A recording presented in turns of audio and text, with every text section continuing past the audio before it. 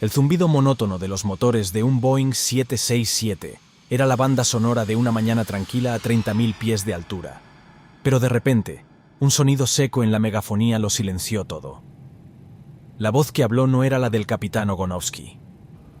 Era extraña, con un acento marcado, y sus palabras cayeron como hielo sobre la cabina de pasajeros. Nobody move. Everything will be okay. If you try to make any move, you'll injure yourself and the airplane. Let's stay quiet. El desconcierto se transformó en un miedo helador. Los pasajeros intercambiaron miradas de pánico. Algunos se aferraban a los reposabrazos con los nudillos blancos, otros buscaban a la tripulación con la mirada pero no obtenían respuesta. Mientras el terror silencioso se apoderaba de la cabina, en la parte trasera del avión, la azafata Betty Young ya conocía la terrible verdad. Agazapada y con un teléfono de a bordo pegado a la oreja, susurraba con una calma asombrosa al personal de tierra que la cabina de mandos no respondía y que varios de sus compañeros habían sido apuñalados. De pronto, una fuerza violenta empujó a todos contra sus asientos. El avión se inclinó en un viraje brusco, antinatural, abandonando su ruta hacia el oeste. Inmediatamente después, el morro apuntó hacia abajo, iniciando un descenso vertiginoso y acelerado. Por las ventanillas, el azul infinito del cielo fue reemplazado por la silueta de una ciudad que crecía a una velocidad aterradora. Los edificios de Manhattan se hacían cada segundo más grandes, más nítidos, fatalmente cercanos. ¿Qué estaba ocurriendo realmente en la cabina de mandos? ¿Y cuál era el verdadero destino de la aeronave? Esta es la crónica de los últimos minutos del vuelo 11 de American Airlines. 11 de septiembre de 2001. Aeropuerto Internacional Logan, Boston, Massachusetts. Un Boeing 767, registrado como N334AA, esperaba en la puerta de embarque, realizando los preparativos previos al vuelo con destino Los Ángeles. Este avión fue entregado a American Airlines en abril de 1987 y era un veterano de los cielos, con casi 58.000 horas de vuelo acumuladas hasta ese momento. Había pasado una revisión exhaustiva en julio de 2001, certificando que todos sus sistemas, incluidos los dos motores General Electric CF680A, estaban en óptimas condiciones.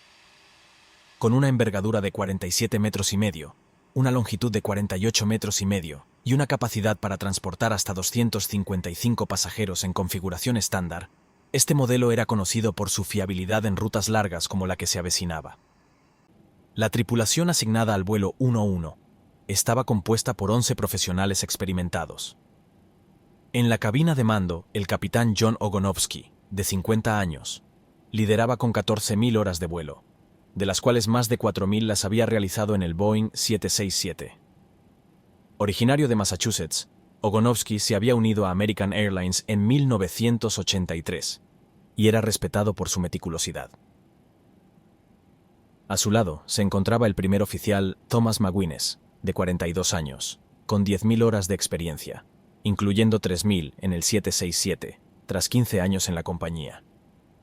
Completaban el equipo 9 asistentes de vuelo: Bárbara Arestegui, Karen Martin, Jeffrey Coleman, Sarah Lowe, Kathleen Nicosia, Jean Roger, Madeleine Amy Sweeney, Diane Snyder y Betty Young, cuya valentía sería clave en este vuelo.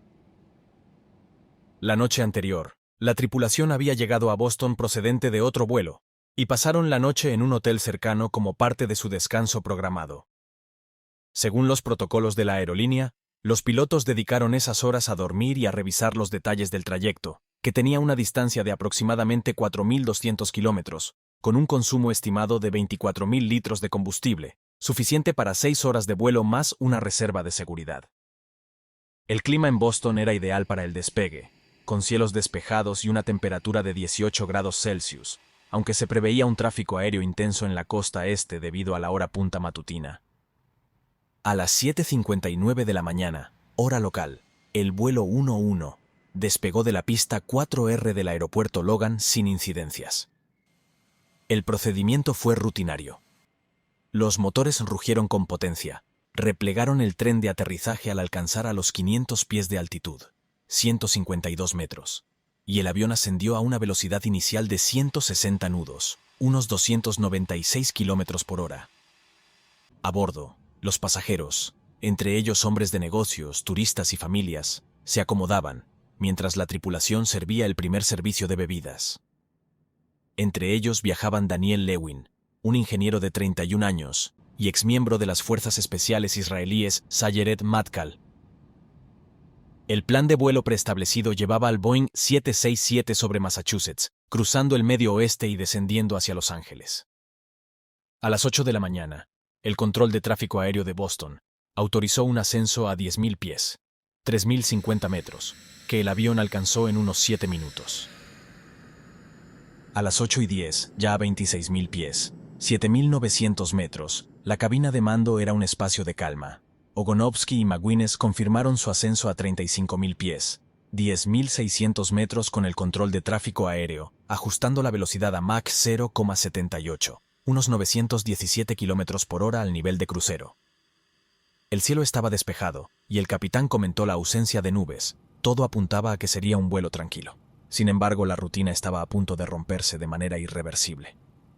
A las 8:13, el vuelo 11 parecía seguir su curso. Los pilotos respondieron a una instrucción rutinaria del control de Boston, confirmando su ascenso. Pero a las 8:14, de repente todo cambió. El transpondedor, un dispositivo crucial que transmite la identidad y altitud del avión a los radares secundarios, se apagó repentinamente. Esto no solo eliminó la señal identificativa del vuelo 11, sino que dejó a los controladores con datos limitados, basados únicamente en el radar primario, que solo muestra la posición sin detalles específicos. El primer intento de contacto por parte del control fue ignorado, y un segundo mensaje tampoco obtuvo respuesta. En la cabina, el silencio radiofónico ocultaba el terrible escenario real. 5 terroristas, Mohamed Atta, Abdulaziz Al-Omari, Wael al-Sheri, Walid al-Sheri y Satam al-Sukami, habían actuado con precisión quirúrgica. Armados con cuchillos de hoja corta, permitidos bajo las regulaciones de la época si medían menos de 10 centímetros, y posiblemente gas pimienta, neutralizaron a la tripulación de cabina. La asistente de vuelo Bárbara Arestegui fue apuñalada en los primeros instantes, mientras el pasajero Daniel Lewin, sentado en la fila 9, fue asesinado al intentar intervenir, recibiendo múltiples puñaladas. Los atacantes irrumpieron en la cabina, donde Ogonovsky y McGuinness fueron probablemente abatidos o incapacitados, permitiendo a Atta tomar los mandos. A las 8:19, la azafata Betty Young, desde el teléfono del asiento número 3D, marcó el número de la línea de emergencias de American Airlines. Con voz firme pero temblorosa informó. Hello, my name is Betty Ong. I'm number 3 in the back. The cockpit's not answering. Somebody stabbed in business class. And I think there's mace that we can't breathe. I don't know. I think we're getting hijacked. Which flight are you on? I'm number 3 on flight 11. Okay, you're the flight attendant? Yes. And the cockpit is not answering their phone. Our number 1 got stabbed. Our first class galley flight attendant and our purser has been stabbed. And we can't get to the cockpit. The door won't open. Can anybody get up to the cockpit? I think the guys are up there. They might have found their way up there or something. Nobody can call the cockpit. We can't even get inside. Su llamada, que duró 25 minutos hasta que se perdió la conexión, fue el primer indicio claro de un secuestro. Mientras, el avión giraba hacia el sur, descendiendo de los 29.000 pies, 8.800 metros, a los 23.000 pies, 7.000 metros en cuestión de minutos, una maniobra que los controladores interpretaron como anómala, pero no comprendieron de inmediato. En el Centro de Control de Tráfico Aéreo de Boston, la desconexión del transpondedor desencadenó una alerta inicial, pero no se activó de inmediato un protocolo de emergencia. A las 8:21, el controlador Pete Zalewski intentó contactar al vuelo 11. American 11, climb maintain level 350. American 11, climb maintain level 350. American 11, Boston. Un segundo intento tampoco obtuvo respuesta. American 11, Boston. American 11, the American on the frequency. How do you hear me? Y pronto se escuchó una transmisión no intencionada. We have some planes. Just stay quiet and you'll be okay. We're heading to the airport. Esta frase, pronunciada por Atta, fue un error crítico que reveló las intenciones de los secuestradores, aunque también generó confusión al mencionar un regreso que nunca ocurrió. A las 8:24, Atta cometió otro desliz al dejar abierta la frecuencia. Nobody move. Everything is okay. If you try to make any move, you'll injure yourself and the airplane. Let's stay quiet. A las 8:33, nuevamente Atta volvió a emitir otro mensaje. Nobody move, please. We're going back to the airport. Don't try to make any stupid moves. A las 8:37, los pilotos del vuelo 175 de United Airlines comunicaron a los controladores de Boston la posición y el rumbo del vuelo 11 de American Airlines. A pesar de que no tenían contacto visual, aún podían ver esa información en sus sistemas. Aunque el transpondedor del vuelo 11 ya había sido desconectado y solo quedaba la señal parcial del radar primario, los controladores pidieron esta confirmación tras el mensaje de Atta, y la tripulación del vuelo United 175 transmitió la última información disponible en sus pantallas. Esta amenaza confirmó el secuestro, y el control de Boston notificó a sus superiores y al NORAD, Comando de Defensa Aeroespacial de Norteamérica. Sin embargo, la respuesta militar fue lenta. No fue hasta las 8:38, cuando se ordenó el despegue de dos F-15 desde la base de Otis, en Cape Cod, a 265 kilómetros de distancia, con una velocidad máxima de 1.875 millas por hora, 3.000 kilómetros por hora. Los cazas tardarían al menos 6 minutos en despegar y entre 10 y 15 minutos en llegar, un margen insuficiente.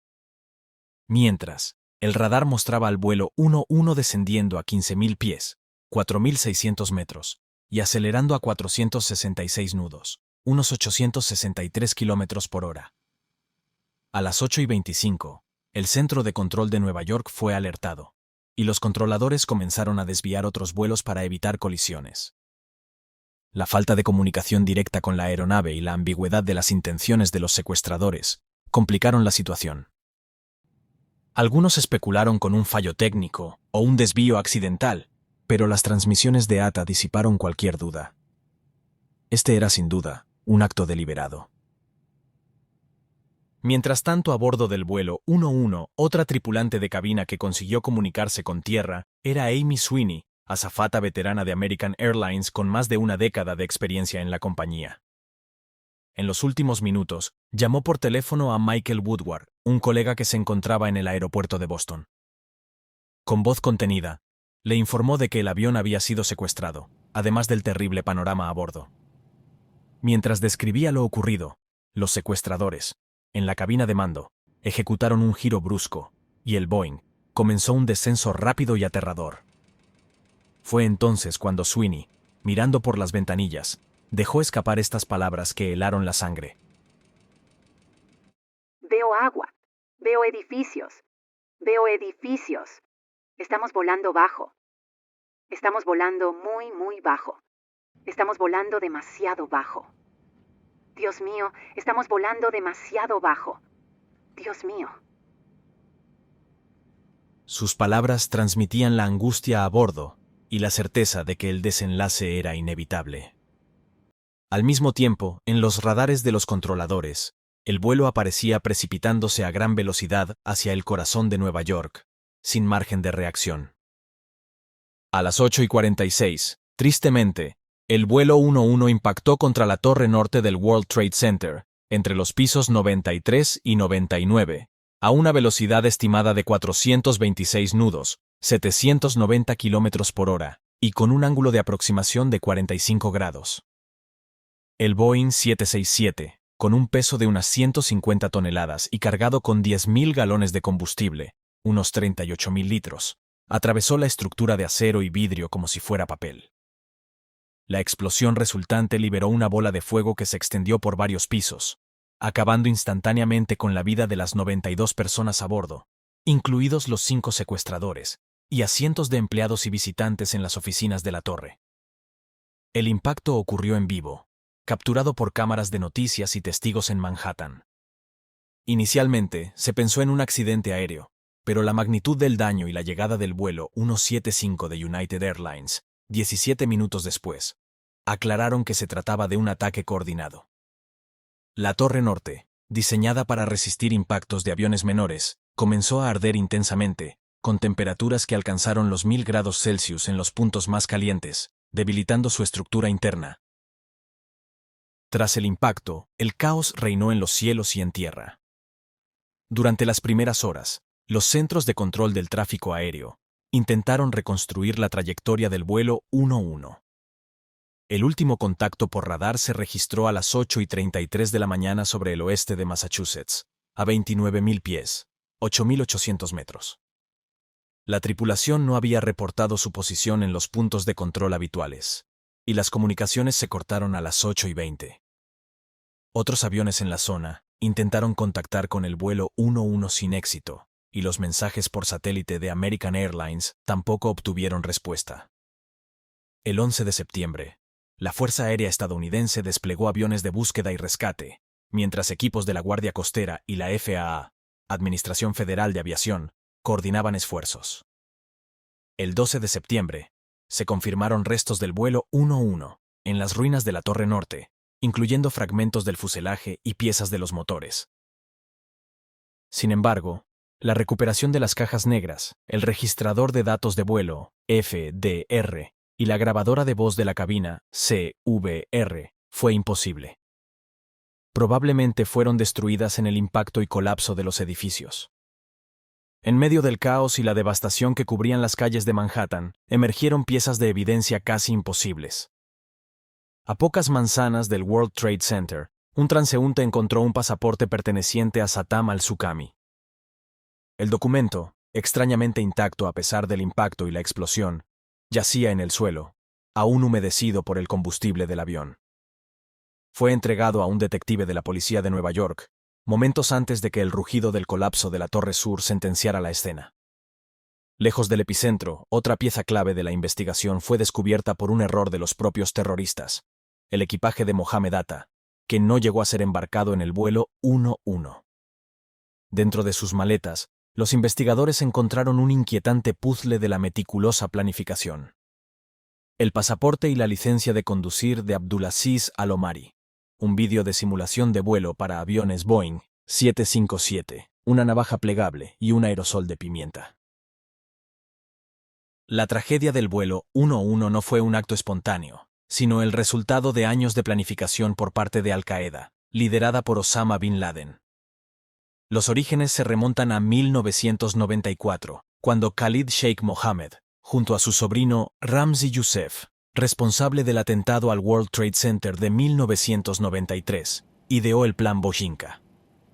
Este esquema inicial buscaba detonar bombas en 11 aviones transpacíficos y estrellar uno contra la sede de la CIA. Una prueba fallida en el vuelo 434 de Philippine Airlines en diciembre de 1994, que acabó con la vida de un pasajero, llevó a la captura de Youssef en 1995, pero Mohammed continuó refinando la idea. En 1996, Mohammed presentó a Bin Laden una versión ampliada: secuestrar 12 aviones y estrellarlos contra objetivos como el World Trade Center, el Pentágono, la Casa Blanca y el Capitolio. Aunque inicialmente fue rechazada por su complejidad, en 1999 Bin Laden aprobó una versión reducida con 4 aviones, asignando la ejecución a la célula de Hamburgo, en Alemania. Este grupo, compuesto por Mohamed Atta, Marwan al-Shehi, Ziad Jarrah y otros, se radicalizó en Afganistán, jurando lealtad a Al-Qaeda. Atta, un arquitecto egipcio de 33 años, fue elegido líder por su dominio del inglés y su capacidad para adaptarse a Occidente. Entre los años 2000 y 2001, los terroristas entraron a Estados Unidos, tomando clases de vuelo en escuelas de Florida y Arizona. Financiados con unos $500,000 provenientes de donaciones y actividades ilícitas de Al-Qaeda, vivieron discretamente, perfeccionando sus habilidades. En mayo de 2001, se unieron 15 secuestradores secundarios, entrenados para reducir a la tripulación y pasajeros. El 11 de septiembre no fue elegido al azar. Coincidía simbólicamente con la victoria de Occidente sobre el Imperio Otomano en 1683, un día que Bin Laden quería revertir. Sus motivaciones incluían el apoyo de Estados Unidos a Israel, la presencia militar en Arabia Saudita y las sanciones contra Irak, vistas como agresiones contra el mundo musulmán. La mañana del 11 de septiembre de 2001 comenzó en la quietud de un pequeño aeropuerto en Portland, Maine. A las 5:40, Mohamed Atta, el líder táctico del grupo, y su cómplice, Abdulaziz Al-Omari, se registraron para un vuelo de conexión a Boston. A pesar de que el sistema de preselección de pasajeros, CAPPS, marcó a Atta para una inspección adicional de su equipaje, ambos embarcaron sin contratiempos. Este primer paso del plan se ejecutó a la perfección. A las 6:45 de la mañana, Atta y sus 4 compañeros pasaron los controles de seguridad en el aeropuerto de Logan. 2 fueron seleccionados para un chequeo adicional por el sistema CAPS, Computer Assisted Passenger Screening, pero no se detectaron armas prohibidas. Atta se coordinó con Al-Shehi, quien preparaba el vuelo 175 en otra terminal, mientras Ziad Jarrah se dirigía al vuelo 93 en Newark y Hani Hanjour al 77 en Dulles.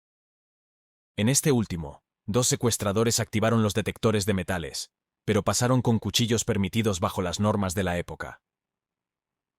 En el ajetreo de Boston se produjo un error crucial, que paradójicamente se convertiría en una pieza clave para la investigación. Al hacer el apresurado registro para el vuelo 11, las maletas de Atta no fueron embarcadas. Sin un control de seguridad adicional, los 5 terroristas se encontraron a bordo a las 7:11. Mohamed Atta y Al-Omari ocuparon sus asientos en clase ejecutiva, mientras los hermanos Al-Shehri se situaban en primera clase. A las 7:59, el vuelo 11 despegó con un retraso de 14 minutos. Llevaba combustible para 6 horas, más que suficiente para llegar a Los Ángeles. A las 8:13, la última comunicación con el control confirmó el ascenso a 35.000 pies. Un minuto después, los secuestradores actuaron, apuñalando a Arestegui y Lewin e irrumpiendo en la cabina de mandos. A las 8:19, la llamada de Ong alertó a tierra, mientras Atta tomaba los controles, desconectando el transpondedor y virando hacia New York. A las 8:46, el impacto marcó el inicio de una cadena de eventos. El vuelo 175 impactó la Torre Sur a las 9:03, el 77 impactó el Pentágono a las 9:37, y el 93 se estrelló en Pensilvania a las 10:03, tras la resistencia de los pasajeros. Las Torres Gemelas colapsaron a las 9:59 y 10:28. El Pentágono sufrió daños parciales, y el espacio aéreo estadounidense fue cerrado a las 9:42. El vuelo 11 dejó 2.606 víctimas en las torres, incluyendo 343 bomberos y 72 policías, 125 en el Pentágono y 265 en los aviones, con más de 25.000 heridos. Los daños económicos se estimaron en $10.000 millones, y la Zona Cero requirió 8 meses de limpieza. Las investigaciones posteriores al 11 de septiembre concluyeron que los atentados fueron posibles por una serie de graves fallos sistémicos. Por un lado, vulnerabilidades físicas en la aviación, como puertas de cabina no reforzadas y el permiso para embarcar con cuchillos. Por otro, un profundo fallo en el sistema de inteligencia nacional, cuyas agencias no lograron compartir y analizar la información disponible para desvelar la conspiración. Mohammed fue capturado en 2003 y confesó, mientras Bin Laden fue abatido en 2011. Los cambios fueron profundos. La Administración de Seguridad en el Transporte se creó en noviembre de 2001. Las cabinas se reforzaron con puertas blindadas y se introdujeron escáneres corporales y listas de no vuelo.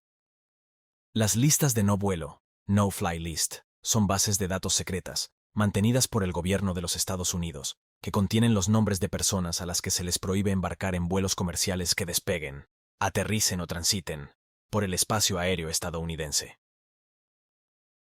Como señal de respeto y para romper con el trágico pasado, American Airlines retiró para siempre el número de vuelo 11 de sus operaciones.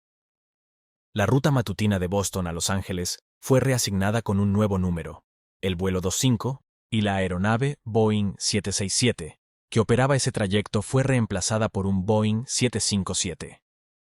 Un pequeño cambio en los monitores del aeropuerto que simbolizaba el fin de una era y el comienzo de un nuevo paradigma en la seguridad aérea mundial. La aviación global adoptó protocolos de resistencia y coordinación militar, mientras la sociedad enfrentó debates sobre seguridad, privacidad y guerra. El vuelo 1-1, con su impacto literal y simbólico, sigue siendo un recordatorio de la fragilidad humana y la capacidad de recuperación. Honremos a las víctimas del 11 de septiembre, cuyos nombres perduran en memoriales como el National 911 Memorial. Su memoria impulsa nuestra determinación de aprender y prevenir. Suscríbete si te ha impactado esta historia y únete para explorar más capítulos.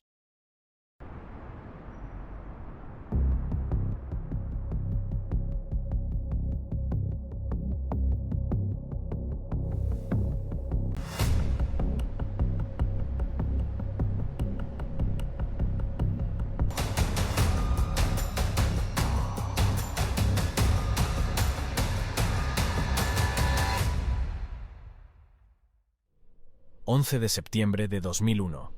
Aeropuerto Internacional Logan, Boston, Massachusetts. Eran alrededor de las 7 de la mañana, hora local, cuando un Boeing 767 de United Airlines se encontraba en la puerta de embarque, preparando todo para un vuelo rutinario con destino el Aeropuerto Internacional de Los Ángeles en California. La ruta de Boston a Los Ángeles cruzaba el continente estadounidense, comenzando en la costa este. Este vuelo solía durar aproximadamente 6 horas, un trayecto común para viajeros de negocios, familias en vacaciones y personas que conectaban con otros destinos. En aquella época, los vuelos transcontinentales como este eran habituales, con aviones grandes como el Boeing 767, diseñados para transportar a cientos de pasajeros con comodidad, ofreciendo servicios como comidas, entretenimiento a bordo y espacio suficiente para estirar las piernas durante el largo viaje. El avión, con registro November 612 Uniform Alpha, fue adquirido por United Airlines en 1983. Se trataba de uno de los modelos más fiables de su época, conocido por su eficiencia en rutas largas y su capacidad para operar en condiciones variadas. Este aparato en particular había acumulado miles de horas de vuelo sin incidentes mayores, habiendo sido mantenido rigurosamente según los estándares de la aviación comercial. La aeronave estaba equipada con 2 motores General Electric CF6, potentes y fiables, que permitían alcanzar velocidades de crucero de alrededor de 850 km por hora. A bordo se encontraban 56 pasajeros, incluyendo 9 miembros de la tripulación. Los pasajeros eran en su mayoría estadounidenses, pero también había una diversidad de nacionalidades que reflejaba el carácter cosmopolita de los vuelos internacionales. Alemanes, filipinos, británicos, canadienses, salvadoreños, indonesios, iraníes, irlandeses, israelíes y puertorriqueños. Junto a los pasajeros, los 9 miembros de la tripulación se encargaban de las operaciones del vuelo. En la cabina de mando se encontraban el capitán Víctor Saracini y el primer oficial Michael Horrocks. La tripulación de cabina incluía a Robert Fangman, Amy Jarrett, Amy King, Catherine Laborie, Alfred Marchand, Michael Tarrow y Alicia Titus. Cada uno de ellos tenía una historia personal que se truncó ese día. Por ejemplo, el capitán Víctor Saracini, de 51 años, era un veterano de la Armada de Estados Unidos, donde había servido con distinción antes de unirse a United Airlines en 1985. Era conocido por su profesionalidad, su calma bajo presión y su dedicación a la seguridad de los pasajeros. Saracini vivía en Lower Makefield Township, Pensilvania, con su esposa Ellen y sus 2 hijas, Kirsten y Brielle. Era un hombre familiar, apasionado por el golf y los viajes, y había acumulado más de 6.500 horas de vuelo.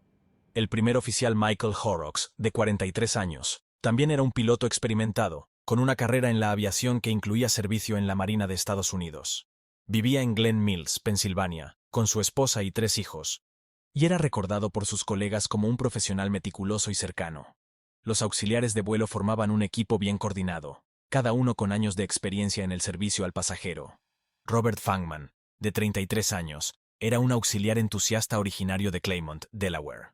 Había trabajado para United Airlines durante varios años, y era conocido por su personalidad extrovertida y su habilidad para hacer que los pasajeros se sintieran cómodos, incluso en vuelos largos.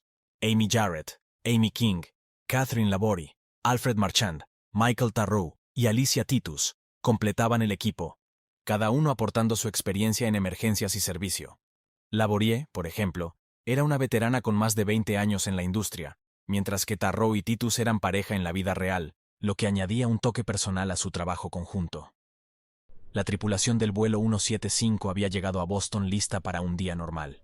No había indicios de que este vuelo fuera a ser diferente a cualquier otro. En el aeropuerto, el clima era óptimo para el despegue. Cielos despejados, visibilidad ilimitada y vientos suaves. Todo apuntaba a que sería un vuelo sin complicaciones. Sin embargo, nadie podía prever lo que estaba por venir, ya que los planes de Al-Qaeda habían sido meticulosamente preparados durante meses, incluyendo entrenamiento en escuelas de vuelo en Estados Unidos, y la adquisición de armas permitidas bajo las regulaciones laxas de la época. A las 7:58 de la mañana, hora local, el vuelo 175 de United Airlines empujó hacia atrás desde la puerta 19 en la Terminal C.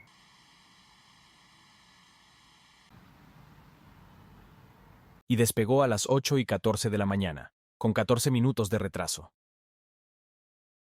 Poco después del despegue, la aeronave alcanzó su altitud inicial y comenzó a dirigirse hacia el oeste, siguiendo la ruta estándar. En ese momento, todo parecía normal. Los pasajeros se acomodaban en sus asientos, algunos leían periódicos o revistas, otros charlaban con sus compañeros de viaje, o miraban por las ventanillas el paisaje de Nueva Inglaterra que se alejaba debajo de ellos.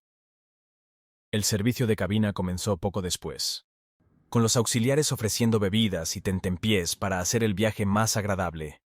Entre los pasajeros había una variedad de historias personales que ilustraban la cotidianidad interrumpida por la tragedia.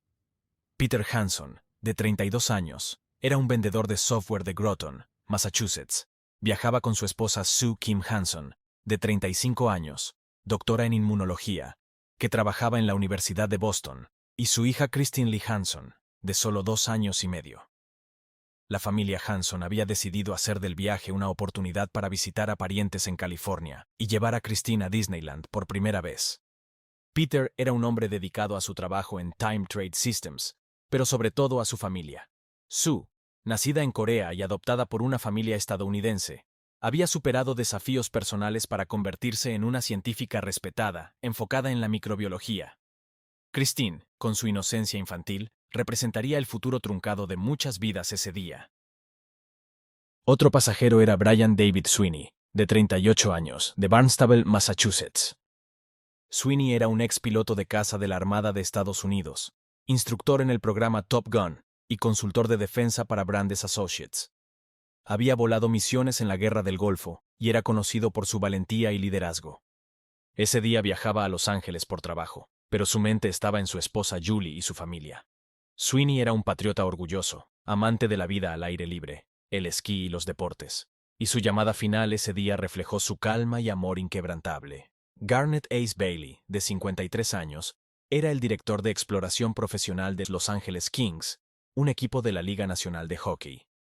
Bailey había tenido una carrera legendaria. Jugó para los Boston Bruins, ganando 2 Copas Stanley en 1970 y en 1972, y luego exploró para los Edmonton Oilers durante sus 5 campeonatos. Le acompañaba Mark Davis, de 31 años, cazatalentos aficionado para los Kings y exjugador de la Universidad de Boston. Davis provenía de una familia numerosa en Boston, con un hermano gemelo, Michael, que es entrenador asistente en la universidad. Bailey dejaba a su esposa Catherine y a su hijo Todd, Babis a su madre Mary y varios hermanos. Lisa Ann Frost, de 22 años, de Rancho Santa Margarita, California. Era una joven recién graduada de la Universidad de Boston con títulos en comunicaciones y hospitalidad. Regresaba a casa después de visitar amigos, llena de planes para su futuro en la industria hotelera. Sus padres, Tom y Melanie Frost, era una persona llena de energía y de amor por la vida. Ruth Magdalene McCourt, de 46 años, viajaba con su hija Juliana Valentine McCourt, de 4 años, de New London, Connecticut. Ruth era una mujer de negocios exitosa, dueña de una empresa de diseño de interiores, y planeaba visitar a su hermano en California. Juliana era una niña vivaz. Trágicamente, el hermano de Ruth, Ron Clifford, estaba en el World Trade Center ese día y sobrevivió, pero perdió a su hermana y a su sobrina. Entre los pasajeros internacionales se encontraba Alona Abraham, de 30 años, de Ashdod, Israel, una ingeniera que viajaba por trabajo. Klaus Bode, de 31 años, de Alemania, era director de desarrollo de BCT Technology en un viaje de negocios con colegas. Dejaba a su esposa y un hijo. Turi Bolurchi, de 69 años, de Beverly Hills, California, pero originaria de Irán. Era una viuda que había emigrado a Estados Unidos huyendo de la revolución iraní. Visitaba a su hija en Boston antes de regresar a casa. Pero no todos los pasajeros eran inocentes víctimas. A bordo se encontraban 5 miembros de Al-Qaeda entrenados para este acto de terror. Marwan al-Sheikhi, de 23 años, originario de los Emiratos Árabes Unidos, era el piloto secuestrador. Provenía de una familia religiosa, hijo de un imán, y había estudiado en Alemania antes de unirse a Al-Qaeda. En Estados Unidos se entrenó en Huffman Aviation, en Venice, Florida, obteniendo su licencia comercial en diciembre de 2000. Era cercano a Mohamed Atta, con quien compartió planes y entrenamiento. Fayez Bani Hamad, de 24 años, también de los Emiratos Árabes Unidos, era uno de los más violentos del grupo, responsable de someter a la tripulación.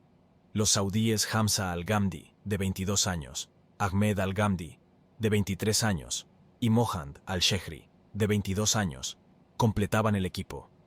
Hamza y Ahmed eran hermanos, reclutados en Arabia Saudí, y Mohand provenía de una familia conservadora. Todos habían recibido entrenamiento en campos de Al-Qaeda en Afganistán, aprendiendo técnicas de combate cuerpo a cuerpo y el uso de cuchillos para secuestros. Su misión era parte de un plan mayor que involucraba 4 aviones. El vuelo 11 de American Airlines, que impactó la Torre Norte, el vuelo 175, el vuelo 77 de American Airlines, que impactó el Pentágono, y el vuelo 93 de United Airlines, que se estrelló en Pensilvania tras la revuelta de los pasajeros. Los secuestradores habían llegado a Boston en los días previos, coordinando sus movimientos con precisión casi militar. Hamza y Ahmed al-Ghamdi llegaron juntos el 7 de septiembre y se registraron en el Charles Hotel de Cambridge, Massachusetts. Al día siguiente se trasladaron al Hotel Days Inn en Boston. Fayez Bani Hamad voló desde Florida a Boston el 8 de septiembre, junto con Mohand al-Shekhri, y se hospedaron en el Hotel Milner. Marwan al-Sheikhi llegó el 9 de septiembre y compartió habitación con Mohamed Atta en el mismo hotel, presumiblemente para ultimar detalles.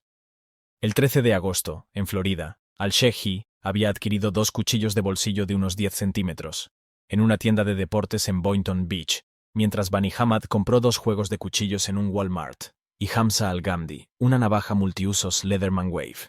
Estos cuchillos, con hojas de menos de 10 centímetros, eran legales, según las regulaciones de la Administración Federal de Aviación de la época, que permitían objetos cortantes pequeños en el equipaje de mano. Esta laguna de seguridad facilitó que los secuestradores introdujeran sus armas a bordo sin problemas. En el aeropuerto Logan, el proceso de embarque transcurrió sin incidentes notables para los secuestradores. Hamza y Ahmed al-Ghamdi llegaron en taxi desde su hotel alrededor de las 6:20 de la mañana, hora del este. Ahmed facturó 2 bolsas en el mostrador de United Airlines. Ambos tuvieron dificultades para entender y responder las preguntas de seguridad estándar, como ¿ha hecho usted mismo su equipaje? Y ¿ha estado su equipaje bajo su control en todo momento? La agente del mostrador, Gail Jawahir, tuvo que repetir las preguntas lentamente hasta que dieron las respuestas correctas. A pesar de ello, no fueron seleccionados para chequeos adicionales por el sistema informático de preselección de pasajeros, conocido como CAPS, que buscaba perfiles de riesgo pero falló en detectarlos.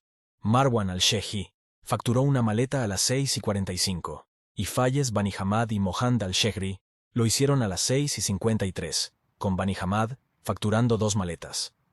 Ninguno de los 5 fue marcado para inspección extra, a pesar de que algunos pagaron en efectivo sus billetes y presentaban perfiles que, en retrospectiva, levantaban sospechas. Los secuestradores embarcaron entre las 7:23 y las 7:28. Bani Hamad fue el primero, sentándose en el asiento 2 Alfa de primera clase, seguido por Mohand al-Shekhri en el asiento 2 Bravo. A las 7:27, al-Sheikhi y Ahmed al-Ghamdi embarcaron, ocupando los asientos 6 Charlie y 9 Delta en clase business, respectivamente.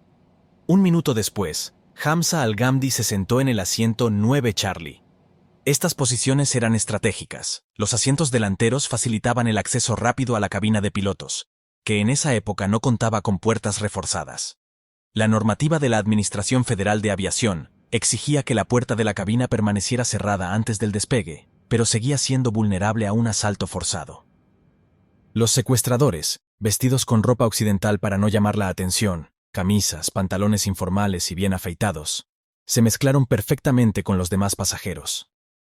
El vuelo, que tenía prevista su salida para las 8 en punto, comenzó el retroceso a las 7:58 desde la puerta 19 de la Terminal C, y despegó a las 8:14, con un ligero retraso por el tráfico aéreo. A las 8:33, alcanzó la altitud de crucero de 31.000 pies, momento en el cual el servicio de bebidas a bordo comenzó a funcionar. Los pasajeros se relajaron, ignorantes de que, a solo minutos de distancia, el vuelo 11 de American Airlines ya había sido secuestrado y se dirigía hacia Nueva York. En tierra, en el Centro de Control de Tráfico Aéreo de Boston, los controladores ya estaban lidiando con anomalías en el vuelo 11. A las 8:37, preguntaron a los pilotos del vuelo 175 si podían ver al American 11. La tripulación respondió afirmativamente, indicando que se encontraba a 29.000 pies, 8.800 metros, y recibió la orden de virar para evitarlo. Los pilotos mencionaron haber escuchado una transmisión sospechosa antes del despegue. Sonaba como si alguien nervioso hubiese cogido el micrófono y hubiese pedido a la gente que se mantuviese en sus asientos. Esta fue la última transmisión normal del vuelo 175, un detalle que más tarde resultaría crucial en las investigaciones. El secuestro del vuelo 175 ocurrió entre las 8:42 y las 8:46, justo después de que el vuelo 11 impactara la Torre Norte.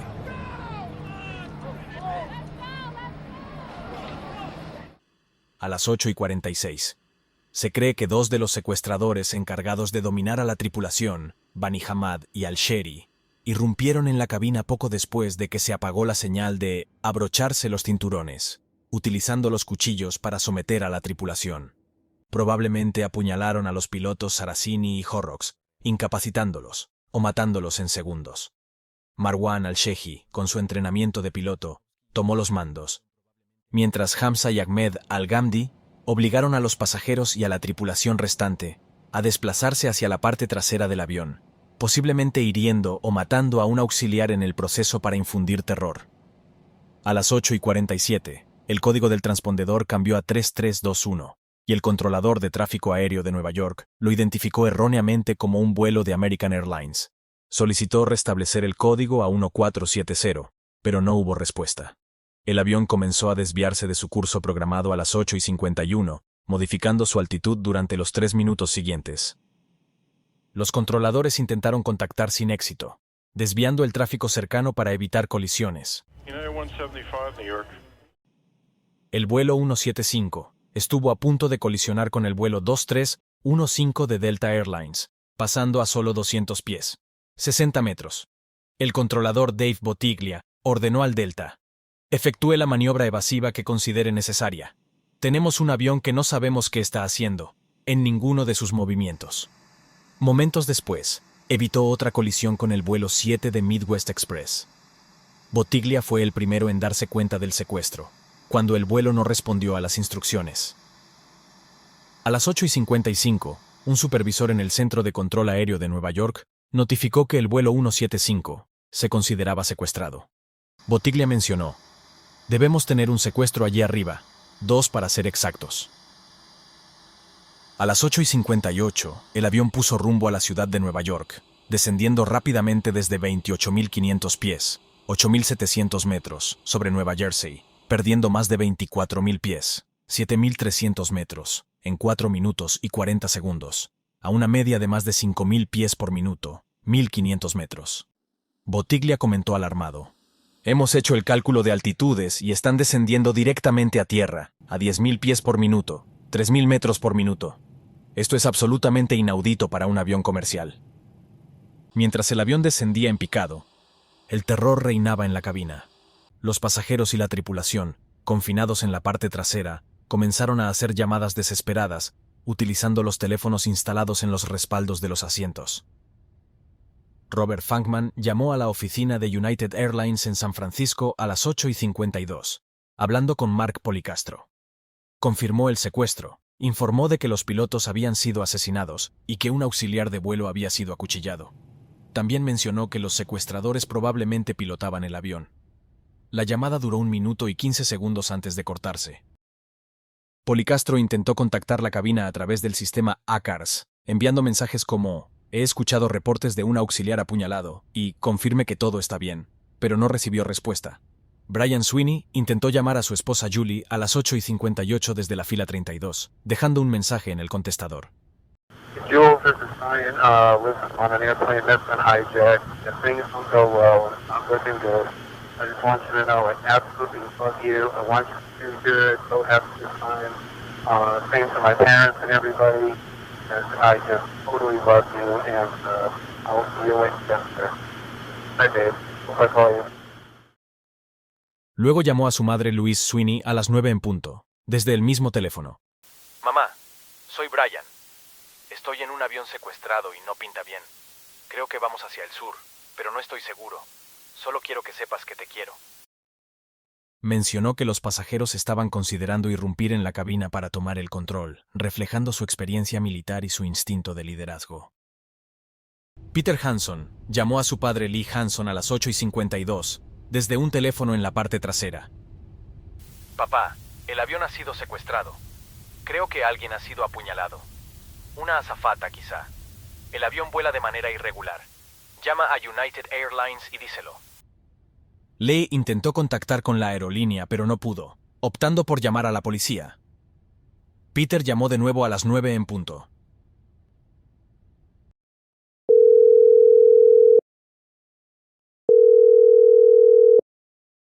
Papá, el avión ha sido secuestrado. Creo que alguien ha sido apuñalado. El avión vuela de manera irregular. Esto está cada vez peor, papá. Una azafata ha sido acuchillada. Dicen que tienen una bomba. Lo estamos pasando muy mal. Creo que estamos descendiendo. No te preocupes, papá. Si algo ocurre, será muy rápido. Oh, Dios mío, oh, Dios mío, oh, Dios mío. La llamada se cortó con el grito de una mujer, posiblemente Sue. Garnet Bailey intentó 4 llamadas telefónicas desde el avión, tratando de contactar con su esposa, pero no se registraron detalles específicos. A las 9:01, el vuelo 175 continuaba su descenso hacia el sur de Manhattan. Los controladores alertaron sobre otro avión volando bajo, circulando por Nueva Jersey, Staten Island y el embarcadero de Nueva York en los últimos segundos. A las 9:03, y con 8 segundos de la mañana, Marwan al-Shehi estrelló deliberadamente el vuelo 175 contra la fachada sur de la torre sur del World Trade Center, impactando entre las plantas 77 y 85 a aproximadamente 950 km por hora, con unos 40.000 litros de combustible. El impacto acabó instantáneamente con las 65 personas a bordo, incluidos los 5 secuestradores, y con un número desconocido de personas en el edificio, víctimas de la explosión, de los incendios o de la caída al vacío. Alrededor de 900 personas murieron en total en la Torre Sur, incluyendo varios rescatistas. El impacto fue el único visto en directo en todo el mundo, captado por múltiples cámaras de televisión y vídeos aficionados. Según testigos y grabaciones, el avión viró a la izquierda en los segundos finales, posiblemente para esquivar o maximizar el daño al inclinar las alas. La fachada norte de la Torre Sur mostró el impacto inmediato, con una bola de fuego erupcionando y escombros cayendo.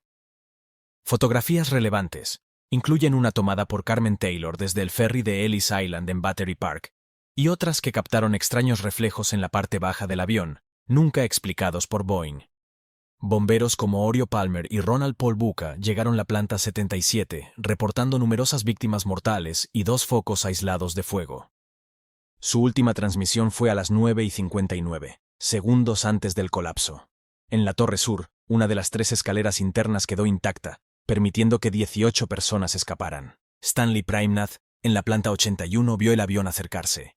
Vi un avión gigante venir directo hacia mí, a nivel de los ojos. Se agachó bajo su escritorio. Un ala quedó atrapada en su oficina y comenzó a arder. Praimnath y Brian Clark bajaron por la escalera alfa, encontrando a otros supervivientes como Rocco Kamash. Algunos intentaron subir a la azotea esperando ser rescatados en helicóptero, pero las puertas estaban cerradas, y además el humo impedía los aterrizajes. A las 9:59 con 35 segundos, 56 minutos después del impacto, la Torre Sur colapsó tras arder intensamente, generando una nube de polvo y escombros que cubrió Manhattan. El colapso fue captado en vídeo, mostrando cómo el edificio se hundía sobre sí mismo, registrándose en sismógrafos hasta el estado de Maine. Suscríbete si te gusta el vídeo. Las consecuencias del impacto y del colapso fueron inmediatas y de largo alcance. Restos del avión se esparcieron por toda la zona. El tren de aterrizaje en el techo de un edificio en West Broadway y Park Place, un motor en Church y Murray Street, y una sección del fuselaje en el techo del edificio 5 del World Trade Center. Durante la recuperación de escombros se identificaron restos de víctimas como un hueso de 15 centímetros de Peter Hanson y un fragmento de hueso de Lisa Frost, pero muchos cuerpos nunca fueron hallados, dejando a familias sin poder cerrar este capítulo. United Airlines cambió el número de vuelo al 1525, por respeto a las víctimas, y renumeró todos sus vuelos de Boston a Los Ángeles. Actualmente ningún vuelo matutino sale a las 8 desde Logan, y el actual es el vuelo 162, operado con un Boeing 757. Una bandera estadounidense fue izada en la puerta C-19 de Logan en memoria de este trágico acontecimiento. El ataque del 11 de septiembre, incluyendo el vuelo 175, resultó en casi 3.000 muertes, llevó a la invasión de Afganistán en octubre de 2001 para derrocar a los talibanes y capturar a Bin Laden, abatido en 2011, y a la invasión de Irak en 2003. En Estados Unidos se creó el Departamento de Seguridad Nacional, se aprobó la Patriot Act para ampliar la vigilancia, y se reforzaron las medidas de seguridad aérea. Puertas de cabina blindadas, chequeos exhaustivos, prohibición de objetos cortantes.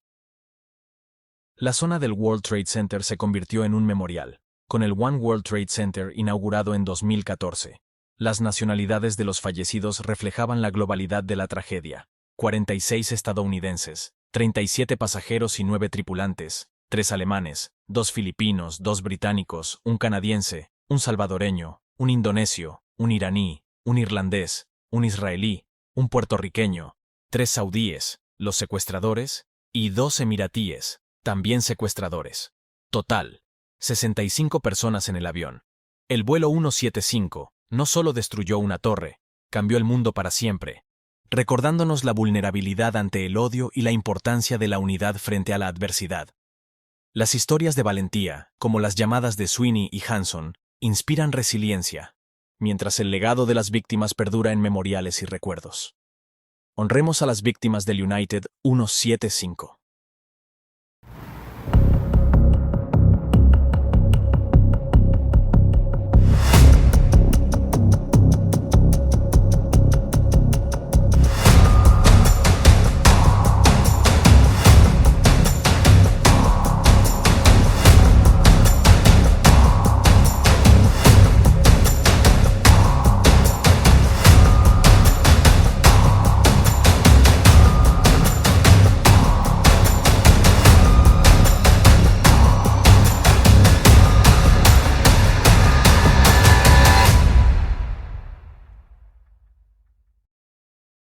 ...11 de septiembre de 2001.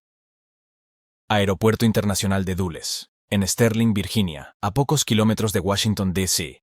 Eran alrededor de las 7 de la mañana, hora local, cuando un Boeing 757-200 de American Airlines aguardaba en la puerta de embarque, listo para un vuelo rutinario con destino al Aeropuerto Internacional de Los Ángeles, en California. Este trayecto que cruzaba el país de este a oeste, sobrevolando el medio oeste y las grandes llanuras, hasta alcanzar la costa del Pacífico.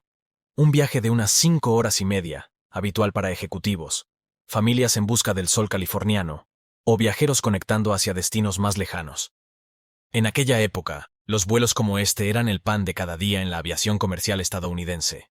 El Boeing 757, con su diseño espacioso, estaba pensado para ofrecer comodidad, comidas calientes, películas en pantallas individuales, y espacio para estirar las piernas.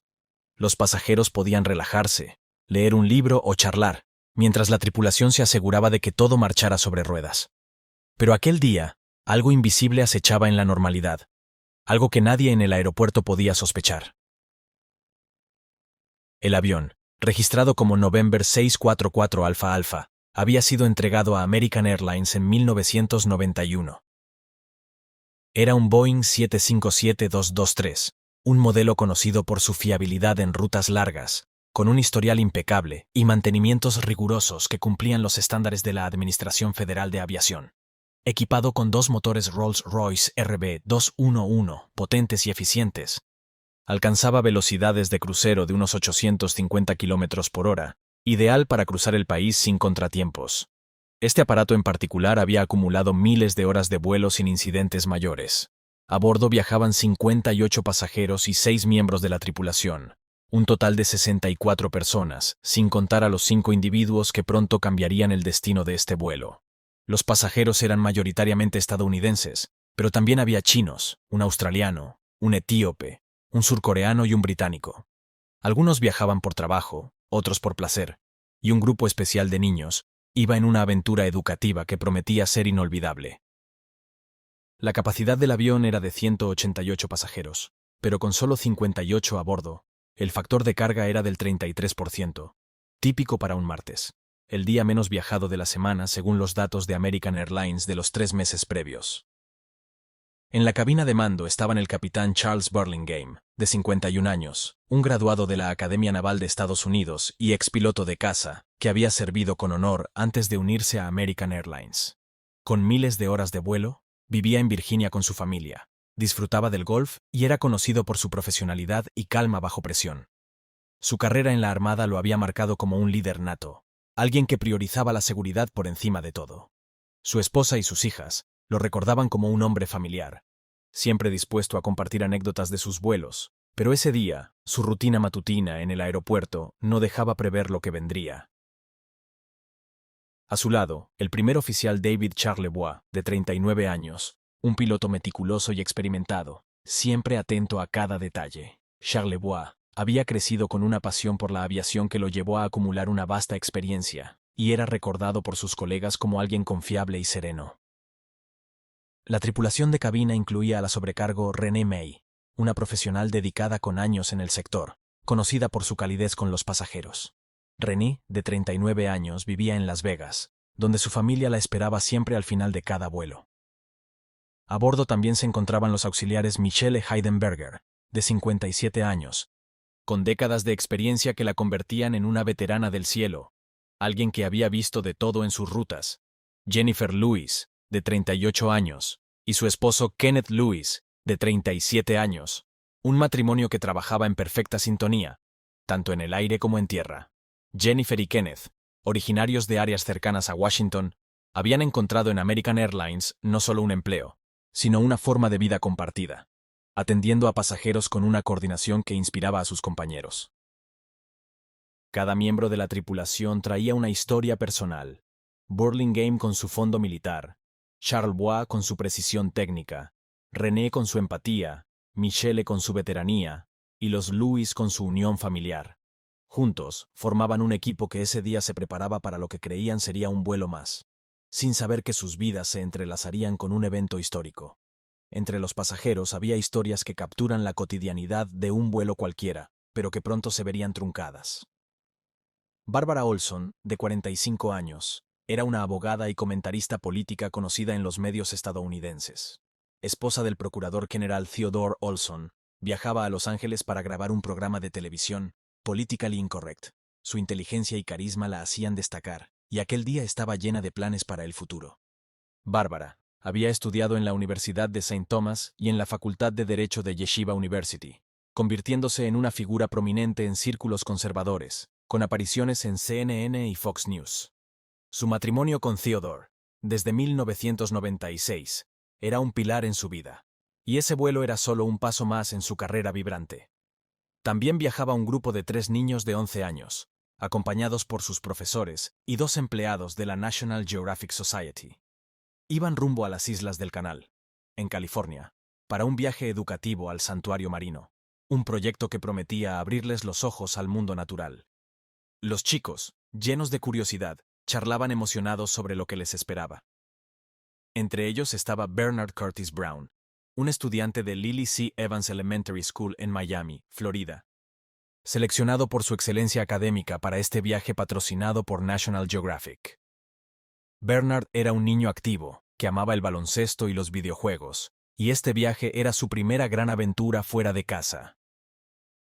Asia Siboncorum, de Church of the Redeemer Christian School en Washington, D.C., era una niña brillante con interés en la ciencia, y su selección para el programa la llenaba de orgullo. Rodney Dickens, de Ketchum Elementary School en Washington, D.C., completaba el grupo. Era un chico curioso que soñaba con explorar el océano, y este viaje era un sueño hecho realidad. Sus acompañantes incluían a los profesores Hilda Taylor y James Deveneur, dedicados educadores que veían en este programa una oportunidad para inspirar a sus alumnos, y a los empleados de National Geographic Sarah Clark y Ann Judge, expertas en educación ambiental que coordinaban el itinerario. Otro pasajero era Wilson Flagg, un almirante retirado de la Armada estadounidense, de 78 años, que viajaba por motivos personales. Su experiencia militar y su vida dedicada al servicio lo convertían en una figura respetada. Wilson había servido en la Segunda Guerra Mundial y en Vietnam, y en su retiro se dedicaba a consultorías y a su familia. También viajaba a bordo Mary Ray Soper, una abogada de la Armada de 35 años. Mary Ray era una apasionada del gimnasio y del derecho, y se dirigía a California para un nuevo puesto como entrenadora de gimnasia en la Universidad de Santa Bárbara. Entre los pasajeros se encontraba Allen Yuan, un empresario chino de 58 años, que viajaba por negocios, y su esposa Yan Su, de 57 años, ambos residentes en California pero originarios de China. Allen era conocido por su dedicación al comercio internacional, y este vuelo era parte de su rutina. Chris Romeo Bishundat, un marinero de la Armada de 23 años, nacido en Guyana pero ciudadano estadounidense, se dirigía a un nuevo asignamiento. Era un joven entusiasta con una carrera promisoria. Donna Elizabeth Bowen, de 54 años, una empleada de Verizon, viajaba por trabajo, recordada por su amabilidad y su amor por la familia. Christopher Newton, de 38 años, un ejecutivo de Work-Life Benefits, era un hombre dedicado a su carrera y a sus hobbies como el golf. Robert Penninger, de 63 años, un ingeniero eléctrico jubilado, iba a visitar a su hijo en California. Cada pasajero llevaba consigo una historia, familias, sueños, proyectos y un futuro que sin saberlo estaba a punto de desvanecerse. Ernest M. Wilcher, de 62 años, un consultor de Booz Allen Hamilton, era un experto en gestión con una vida plena en Virginia. Edna Stephens, de 53 años, una enfermera, viajaba para ver a su hija. También había niños a bordo como Dana Falkenberg, de 3 años, que iba con sus padres Charles Falkenberg y Leslie Whittington, y su hermana Zoe, de 8 años. Charles era un científico en ecología, y Leslie una economista, y este viaje familiar era para pasar unas vacaciones. La tripulación, como siempre, se preparó con la rutina habitual. Revisaron las listas de verificación, comprobaron los sistemas del avión y se aseguraron de que todo estuviera en orden. El clima en Dulles era perfecto. Cielos despejados, visibilidad ilimitada y vientos suaves, condiciones ideales para un despegue sin complicaciones. Nada indicaba que este vuelo sería diferente a los miles que habían operado antes. Sin embargo, en las sombras, un grupo de 5 hombres saudíes se mezclaba entre los pasajeros, con un plan que llevaban meses preparando con precisión quirúrgica. Estos 5 hombres eran miembros de Al-Qaeda, una organización terrorista liderada por Osama Bin Laden, que había planeado un ataque coordinado contra Estados Unidos. Su líder, Hani Hanjour, de 29 años, era el piloto designado para este vuelo. Hanjour había llegado a Estados Unidos en 1990, entrenándose en escuelas de aviación en Arizona, donde obtuvo su licencia de piloto comercial en 1999. Tras ser rechazado para un puesto en Saudia, la Aerolínea Nacional de Arabia Saudí, su frustración lo llevó a radicalizarse. Se unió a Al-Qaeda y recibió entrenamiento en Afganistán, donde fue seleccionado por sus habilidades de pilotaje para liderar este ataque. Junto a él estaban Nawaf al-Hazmi y Khalid al-Miqdar, ambos con experiencia en operaciones de Al-Qaeda, y los ejecutores del grupo, Mahed Moked y Salem al-Hazmi, entrenados en combate cuerpo a cuerpo. Nawaf al-Hazmi, de 25 años, era un veterano de combates en Bosnia y Afganistán, reclutado en 1998 y entrenado en campos como Al-Faruq. Khalid al-Miqdar, de 26 años, también había luchado en Bosnia y se unió al plan en 1999. Mahed Moked, de 24 años, y Salem al-Hazmi, de 20 años, hermano de Nawaf, eran los encargados de someter a la tripulación y pasajeros con su fuerza física. Los secuestradores habían llegado a la zona de Washington en los meses previos, coordinando cada detalle. En abril de 2001, Hanjour y Nawaf al-Hazmi se instalaron en Falls Church, Virginia, cerca de Dulles. Entrenaron en gimnasios locales, como Gold's Gym en Greenbelt, Maryland, para mantenerse en forma, y practicaron vuelos de reconocimiento. El 20 de julio, Hanjour alquiló una avioneta en Nueva Jersey para sobrevolar el área de Washington, evaluando posibles objetivos como el Pentágono, la Casa Blanca o el Capitolio. Este vuelo de práctica, desde Fairfield, Nueva Jersey, a Gaithersburg, Maryland, le permitió determinar la factibilidad de los blancos, optando finalmente por el Pentágono por su accesibilidad aérea. El 10 de septiembre, Nawaf al-Hazmi y otros secuestradores se registraron en un hotel Marriott en Herndon, Virginia, a pocos kilómetros del aeropuerto, para ultimar los preparativos. Allí, repasaron el plan, que involucraba coordinar con el vuelo 93 de United Airlines para atacar estructuras gubernamentales en Washington. Aprovecharon las lagunas de seguridad de la época. Las regulaciones de la Administración Federal de Aviación permitían llevar a bordo cuchillos con hojas de hasta 10 centímetros, considerados entonces herramientas inofensivas. Esto permitió a los secuestradores introducir cutters y navajas sin problemas. Además, las puertas de las cabinas de mandos no estaban reforzadas, lo que facilitaba un asalto rápido. Todo estaba listo para que el plan se ejecutara con precisión. El grupo había sido seleccionado por Al-Qaeda de entre cientos de reclutas en campos como Kaldan y Al-Faruq, donde recibieron entrenamiento en técnicas de secuestro, uso de cuchillos y control de multitudes.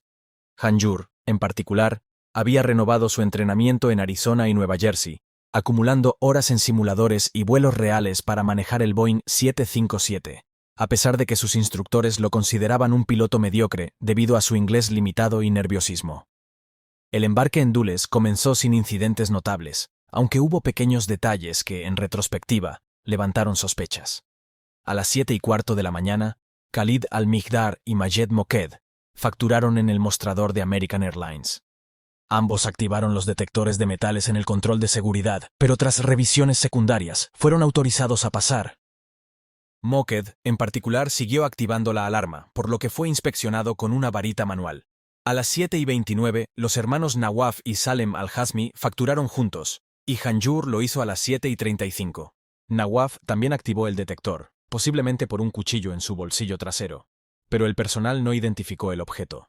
Las imágenes de seguridad, publicadas años después, muestran a Nawaf con un objeto no identificado, pero los cuchillos de menos de 10 centímetros eran legales entonces.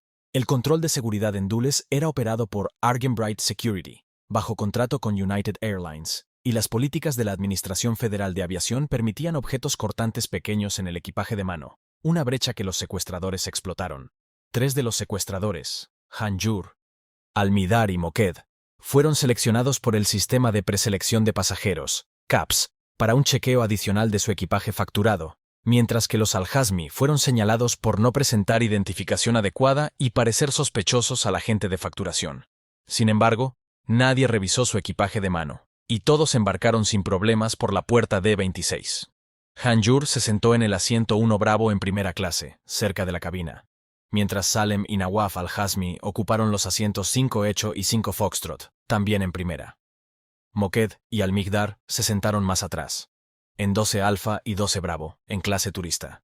Sus posiciones eran estratégicas. Los de primera clase podían irrumpir en la cabina rápidamente, mientras los de turista controlaban el resto del avión. Durante el embarque, un empleado de National Geographic tomó una fotografía del grupo educativo y del avión, capturando inadvertidamente lo que podría ser la última imagen de Nawaf al-Hazmi, con su corte de pelo y camisa coincidiendo con las imágenes de seguridad de Dulles. A las 8:20, el vuelo 77 despegó de la pista 30, con un leve retraso de 10 minutos. La controladora aérea, Daniel O'Brien, desde la torre de Dulles, realizó una entrega rutinaria al centro de Indianápolis. En un gesto inusual, no usó su despedida habitual, buen día o buen vuelo, sino que dijo buena suerte. Más tarde, confesaría que no sabía por qué lo dijo, pero algo en su instinto la llevó a desearlo. El avión alcanzó su altitud de crucero de 35.000 pies, unos 10.668 metros, a las 8:46, justo cuando el vuelo 11 de American Airlines impactaba la torre norte del World Trade Center, marcando el inicio de los ataques del 11 de septiembre. En ese momento, el vuelo 175 de United Airlines ya había sido secuestrado, pero la noticia no había llegado aún a la tripulación del vuelo 77. Mientras tanto, los pasajeros se acomodaban, ajenos a lo que ocurría en Nueva York. Algunos pedían bebidas, otros hojeaban revistas o miraban por las ventanillas el paisaje de Virginia. Los niños del grupo de National Geographic charlaban con sus profesores, ilusionados por el viaje al santuario marino, donde aprenderían sobre ecosistemas oceánicos y conservación. La tripulación de cabina, liderada por René May, ofrecía el servicio con la profesionalidad de siempre, sirviendo jugos y tentempiés para hacer el vuelo más agradable. Barbara Olson, en su asiento, probablemente revisaba notas para su programa de televisión, mientras Wilson Flagg leía un periódico, y Mary Ray Soper pensaba en su nuevo rol como entrenadora. De repente, a las 8:51, todo cambió. Los secuestradores iniciaron su asalto, apenas 31 minutos después del despegue. A diferencia de otros vuelos de ese día, no hay reportes de heridos inmediatos ni de uso de armas químicas o amenazas de bomba. Sin embargo, actuaron con rapidez. Forzaron a pasajeros y tripulación hacia la parte trasera del avión, amenazándolos con cuchillos y cáter, mientras Hani Hanjour, con su entrenamiento de piloto, tomaba los controles. El asalto fue rápido y coordinado, con los secuestradores en primera clase irrumpiendo en la cabina y los de turista manteniendo el control en la sección trasera. A las 8:54, el avión comenzó a desviarse de su ruta, virando hacia el sur sobre Pike County, Ohio. 2 minutos después, a las 8:56, el transpondedor fue apagado, haciendo que el avión desapareciera de los radares secundarios. Los controladores de Indianápolis intentaron contactar al vuelo, pero no hubo respuesta. La alarma creció cuando American Airlines ordenó una parada nacional de sus vuelos tras enterarse del secuestro del vuelo 11 y del vuelo 175 de United Airlines, que impactó la Torre Sur a las 9:03. A las 9:09, un controlador declaró que el vuelo 77 podría haberse estrellado, aunque aún faltaban 28 minutos para el impacto real. El vuelo estaba volando sobre una zona de cobertura de radar limitada, lo que complicó el seguimiento inicial. Mientras el avión volaba sobre esa zona, Hanjour activó el piloto automático y fijó un rumbo hacia el este, directo a Washington, D.C. Entre las 9:17 y las 9:22, hizo un anuncio por el interfono. El avión está secuestrado. Quédense quietos y no les pasará nada. Este truco, usado también en otros vuelos, buscaba evitar resistencia al hacerles creer que el plan era aterrizar tras negociar un rescate. Pero 2 personas lograron comunicarse con el exterior, proporcionando pistas cruciales. A las 9:12, la sobrecargo René May llamó a su madre, Nancy May, en Las Vegas. En una conversación de menos de 2 minutos, dijo que 6 personas los habían forzado a ir a la parte trasera del avión, aunque luego se supo que eran 5 secuestradores. Pidió a su madre que contactara a American Airlines, lo que Nancy y su esposo hicieron de inmediato, aunque la aerolínea ya estaba al tanto. En su llamada, René utilizó la palabra nosotros, refiriéndose a que tanto la tripulación como los pasajeros estaban confinados juntos. A las 9:16, Barbara Olson llamó a su esposo, Theodore Olson, desde un teléfono de a bordo. Con voz baja, para no alertar a los secuestradores, explicó que los habían llevado atrás con amenazas de cuchillos y cáters, y que todos, incluidos los pilotos, estaban en la parte trasera. La llamada se cortó al minuto, pero Bárbara volvió a llamar a las 9:21. Theodore le informó de los ataques a las Torres Gemelas, lo que la dejó en silencio, posiblemente por la conmoción. La confusión a bordo era total. En un momento de desesperación, Bárbara le preguntó a su esposo, ¿qué le digo al piloto que haga? Mientras Theodore oía a otro pasajero gritar que volaban hacia el noreste, Bárbara describía cómo el avión ya sobrevolaba una zona residencial a muy baja altitud. La llamada se cortó a las 9:26. Sus últimas palabras fueron de amor, justo cuando el avión comenzaba su descenso final. Estas llamadas no solo fueron un testimonio trágico, sino la fuente de información más crucial que las autoridades recibieron en tiempo real sobre el secuestro. Inmediatamente, Theodore intentó alertar sin éxito al Departamento de Justicia y al fiscal general, John Ashcroft. A las 9:29, los secuestradores desconectaron el piloto automático y Hanjour tomó el control manual. El avión comenzó un descenso vertiginoso hacia Washington, siendo detectado de nuevo por los radares de Dulles. Los controladores, al ver su velocidad y maniobras, lo confundieron con un caza militar. Daniel O'Brien, en la torre, comentó, «Nadie vuela un 757 así. Es un avión militar. A 5 millas, unos 8 kilómetros, al oeste-suroeste del Pentágono». Hanjour ejecutó un giro en espiral de 330 grados, descendiendo 2.200 pies. unos 670 metros, en una maniobra precisa. Luego, aceleró los motores al máximo, nivelando el avión a ras de suelo. Esta maniobra, descrita por testigos como experta, reflejaba el entrenamiento de Hanjour. El avión rozó 5 farolas, y el ala derecha golpeó un generador portátil, dejando un rastro de humo. Volando a 530 millas por hora, unos 850 kilómetros por hora. Sobre el edificio del anexo naval junto al Cementerio Nacional de Arlington, el vuelo 77 impactó la fachada oeste del Pentágono a las 9:37 con 46 segundos. El impacto ocurrió en la planta baja, con el ala derecha ligeramente elevada, destruyendo el fuselaje al instante. El avión penetró 310 pies, unos 94 metros, a través de los 3 anillos exteriores del edificio en apenas 0,8 segundos, desatando una bola de fuego de 200 pies, unos 61 metros, de altura. El impacto fue captado por una cámara de seguridad del Pentágono, mostrando un borrón blanco seguido de la explosión, y testigos como un piloto del C-130 Hércules confirmaron el choque. El impacto fue instantáneo. Las 64 personas a bordo del vuelo 77, incluidos los 5 secuestradores, murieron en el acto. En el Pentágono, la tragedia se cobró la vida de otras 125 personas, la mayoría de ellas civiles.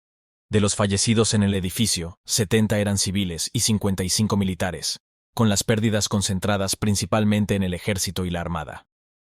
Entre ellos, se encontraba el militar de más alto rango que murió ese día. El teniente general Timothy Maud, subjefe de Estado Mayor del Ejército. A sus 53 años, Maud era un líder respetado, y su muerte representó un golpe devastador para la cúpula militar estadounidense. 106 personas resultaron heridas y fueron tratadas en hospitales cercanos. Entre las víctimas en tierra estaban civiles como Donna Bowen, de Verizon, y militares como Chris Bishundad, un marinero que trabajaba en el comando naval. Testigos en tierra vivieron el horror de cerca. Mary Lyman, en la Interestatal 395, vio el avión descender en un ángulo pronunciado hacia el suelo, muy rápido. Omar Campo, cortando césped cerca, sintió el impacto. El suelo tembló. Todo se llenó de fuego. Afiwork Hagos, atrapado en un atasco, oyó un ruido ensordecedor y vio el avión golpear farolas antes del choque. Mike Walter, reportero de USA Today, lo describió como un misil de crucero con alas. Terrance King, desde un edificio cercano, vio las marcas de American Airlines y el avión desaparecer en una explosión de fuego y humo.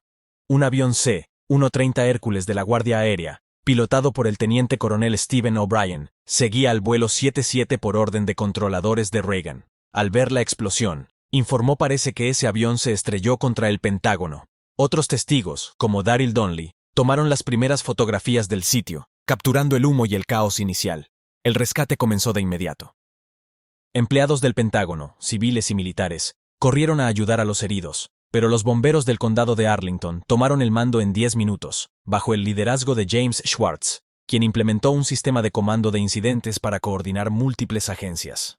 Los bomberos de Fort Myer y el Aeropuerto Nacional de Reagan llegaron rápidamente, enfrentándose a un incendio masivo, con temperaturas de hasta 2000 grados Fahrenheit, unos 1090 grados Celsius. Rumores de más aviones llevaron a 2 evacuaciones, pero el trabajo continuó. A las 10:10, una sección de 95 pies, unos 29 metros, colapsó, pero la mayoría de los ocupantes de los pisos superiores ya habían evacuado. Los rescatistas, incluyendo equipos de búsqueda urbana de Fairfax County, trabajaron bajo condiciones extremas, con humo y calor intenso. Uno de ellos, Carlton Burkhammer, encontró un asiento de cabina intacto el 14 de septiembre, mientras paramédicos localizaban las cajas negras cerca de un agujero en el anillo interior. Los bomberos lucharon contra el fuego, complicado por una capa de madera bajo el tejado de pizarra del Pentágono, que alimentaba las llamas. Tuvieron que perforar el tejado para crear cortafuegos, y el incendio no se controló hasta el 12 de septiembre, aunque pequeños focos ardieron días después. En los escombros se encontraron restos del avión, un trozo del cono de la nariz y el tren de aterrizaje en una carretera, un asiento de cabina intacto y las cajas negras cerca de un agujero en el anillo interior. El grabador de voz estaba demasiado dañado para recuperar datos.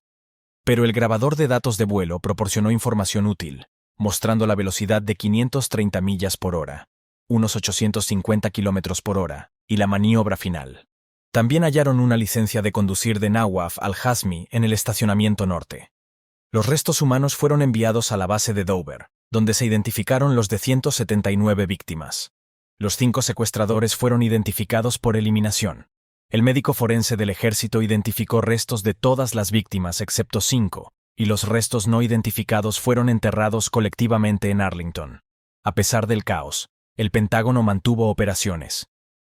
El secretario de Defensa, Donald Rumsfeld, ayudó en el sitio antes de unirse a una videoconferencia segura con el vicepresidente Dick Cheney.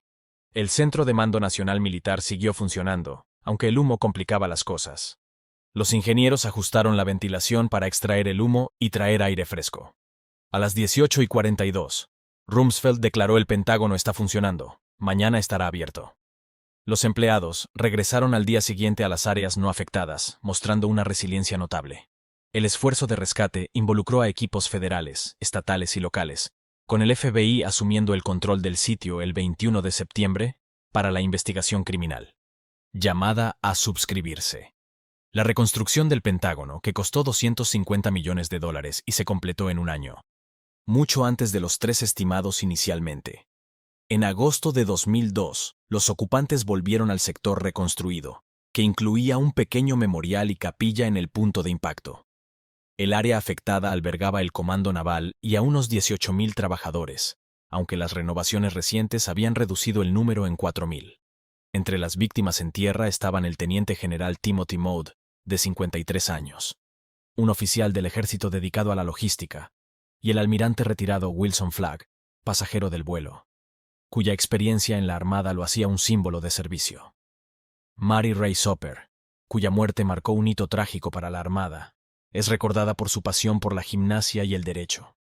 Los vídeos de seguridad captaron el impacto. Uno del Pentágono, publicado en 2006 tras una solicitud de Judicial Watch, muestra un borrón blanco y la explosión. Otro de una gasolinera Citgo no captó el choque por el ángulo de la cámara, y uno del Hotel Doubletree en Crystal City mostró humo a lo lejos. Estas grabaciones, aunque limitadas, confirmaron la magnitud del ataque y fueron liberadas en respuesta a peticiones de libertad de información. Los memoriales honran a las víctimas. En el Cementerio Nacional de Arlington, un marcador pentagonal de granito, dedicado en 2002, lleva los nombres de los 5 cuyos restos no se identificaron, incluida Dana Falkenberg, de 3 años, parte del grupo educativo. El principal tributo a las víctimas es el Memorial del Pentágono, inaugurado en 2008 en un parque de casi 2 acres. Diseñado por Julie Beckman y Keith Caseman, su concepto es profundamente conmovedor. Cada una de las 184 víctimas es honrada con un banco conmemorativo. Estos bancos, ordenados por año de nacimiento, crean una línea de tiempo vital que va desde la víctima más joven, de apenas 3 años, nacida en 1998, hasta la más anciana, de 71, nacida en 1930. Bajo cada banco, un estanque de agua iluminado simboliza la paz, mientras que los árboles de arce que los rodean marcan el paso del tiempo con sus estaciones. Además de este parque, los nombres de las víctimas están inmortalizados en otros lugares. En el Memorial Nacional del 11S en Nueva York, se encuentran inscritos en los paneles del estanque sur, como el del teniente general Timothy Maude en el panel S69.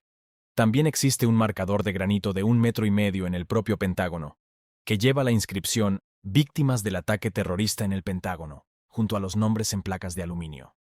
A bordo del vuelo 77, 59 vidas inocentes fueron truncadas, sin contar a los secuestradores. La mayoría eran estadounidenses, 53 en total, entre pasajeros y tripulación.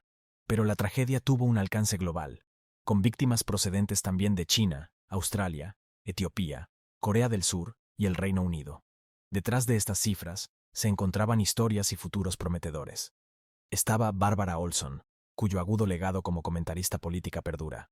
Y también estaba Bernard Brown, un niño de 11 años que viajaba a una excursión de National Geographic, y cuya memoria hoy inspira programas educativos para jóvenes. El arma apuntada. El vuelo 77 de American Airlines fue el arma apuntada al corazón del poder militar de Estados Unidos. Fue el tercero de los 4 aviones secuestrados el 11 de septiembre y el único que alcanzó su objetivo en Washington. Su historia corre en paralelo a la del vuelo 93, cuyo ataque fue frustrado por la revuelta de sus propios pasajeros antes de que pudiera alcanzar su blanco en la capital. El plan fue orquestado por Khalid Sheikh Mohammed, con una financiación de casi $500,000 de origen desconocido. La motivación de Al-Qaeda era un profundo antioccidentalismo, aunque el objetivo final fue objeto de disputa interna. Bin Laden y Mohammed debatieron sobre los blancos, decantándose finalmente por el Pentágono tras los vuelos de reconocimiento que el piloto terrorista Hani Hanjour realizó en julio de 2001.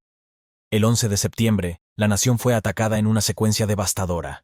A las 8:46, el vuelo 11 impactó contra la Torre Norte.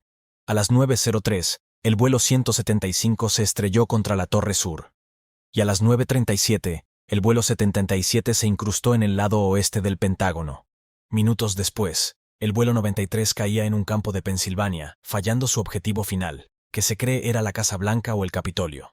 Tras los ataques, surgieron sospechas sobre posibles redes de apoyo en tierra. Nombres como Mohamed al-Mansuri y un grupo de 3 cataríes que volaron de Los Ángeles a Qatar justo un día antes, el 10 de septiembre, levantaron las alarmas. Curiosamente, estos hombres habían reservado billetes para el mismo trayecto que se convertiría en el vuelo 77, pero cambiaron su ruta en el último momento. A pesar de las especulaciones y las investigaciones del FBI, nunca se encontraron pruebas concluyentes para presentar cargos. La pregunta de si los secuestradores actuaron solos sigue siendo una sombra persistente. El 11 de septiembre no solo derribó edificios, reconfiguró el mundo, desencadenó las invasiones de Afganistán en 2001 y de Irak en 2003. En casa, llevó a la creación del Departamento de Seguridad Nacional y a la aprobación de la Ley Patriota, que expandió drásticamente la vigilancia gubernamental. Viajar en avión nunca volvería a ser lo mismo. Las puertas de las cabinas se blindaron, los controles se volvieron exhaustivos, y la seguridad aérea se transformó para siempre. El Pentágono se reconstruyó, pero las cicatrices humanas son imborrables. En medio del terror, surgieron historias de una valentía extraordinaria, como las llamadas de la azafata René May y de la pasajera Barbara Olson, que proporcionaron información crucial desde un avión condenado. Hoy, el legado de las víctimas perdura. El Memorial del Pentágono, con sus 184 bancos iluminados que representan cada vida perdida, es un sobrecogedor lugar de reflexión. Allí, familiares como Theodore Olson recuerdan a Bárbara, y los supervivientes comparten sus historias de resiliencia. La memoria de los niños, como Asia Cottom, inspira fondos para la educación, y la de la entrenadora Mary Ray Soper, becas para gimnastas.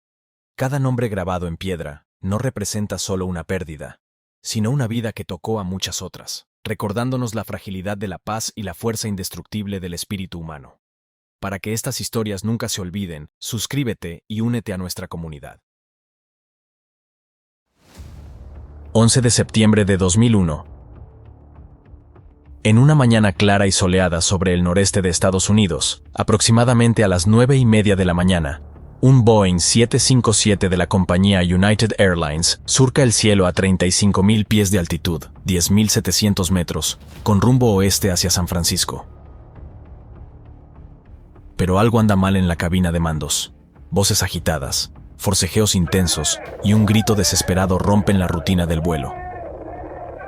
Los pasajeros, ajenos al principio, comienzan a susurrar entre sí, mientras el teléfono satelital del avión se convierte en un salvavidas hacia el mundo exterior. Esta es la historia del vuelo 93 de United Airlines, un relato de terror, valentía y un sacrificio que cambió el curso de una tragedia nacional. 11 de septiembre de 2001. Aeropuerto Internacional de Newark, Nueva Jersey. Son alrededor de las 7 de la mañana, hora local. Un Boeing 757-222 de la compañía United Airlines espera en la puerta de embarque A-17, ultimando los preparativos para un vuelo con destino San Francisco, California.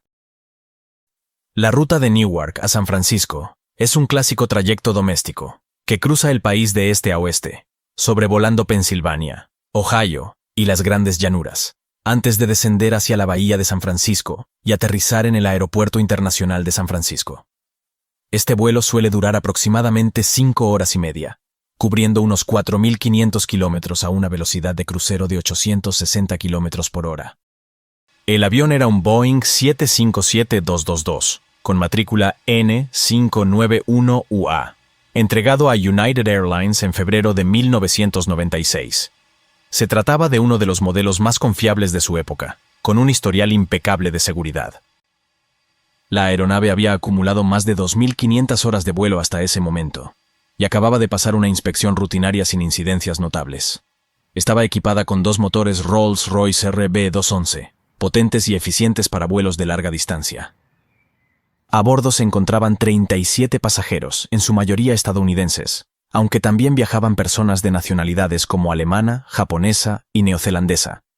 El factor de ocupación era solo del 20%, inusualmente bajo para un martes, lo que dejaba el avión con una atmósfera tranquila y espaciosas butacas vacías.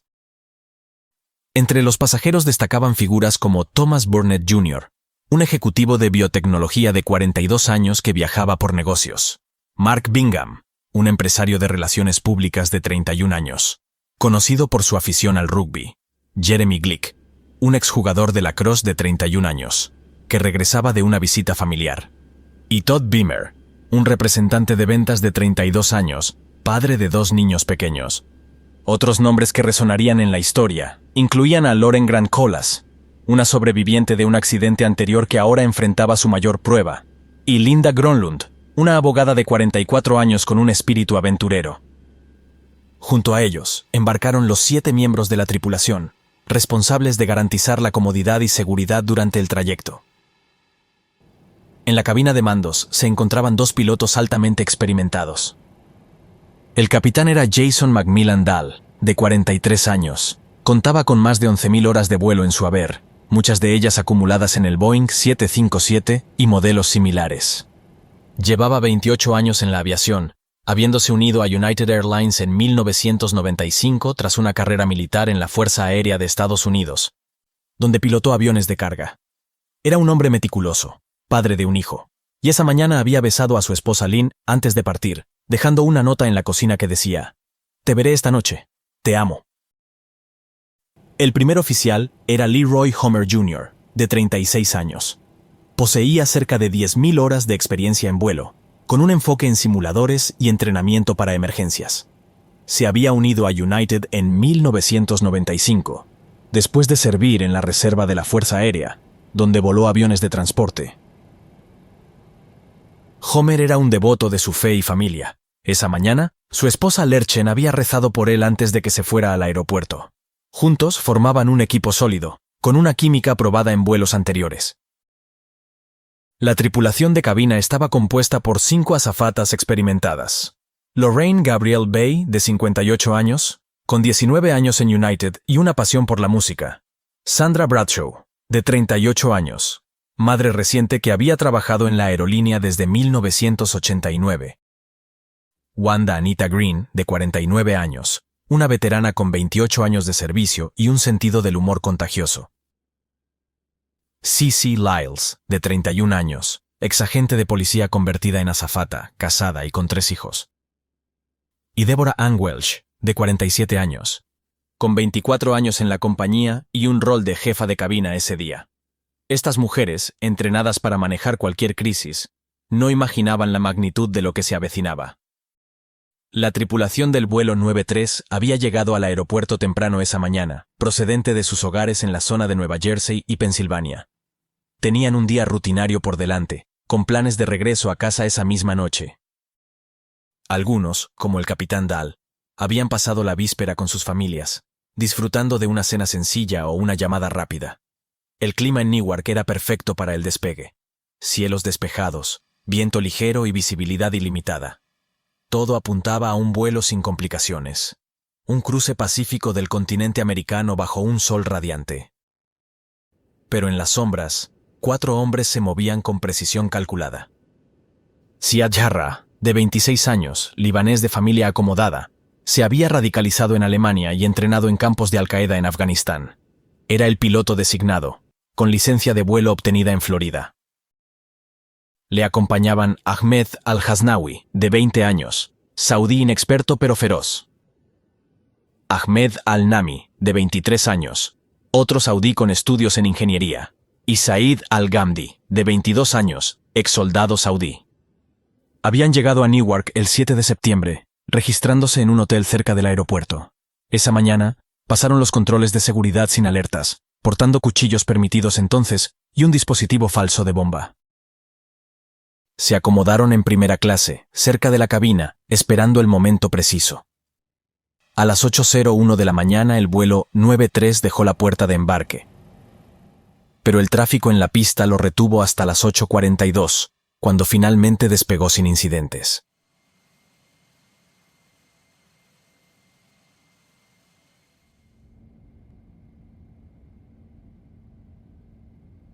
A los pocos minutos, la aeronave alcanzó los 10.000 pies de altitud, 3.050 metros, bordeando la costa este de Estados Unidos.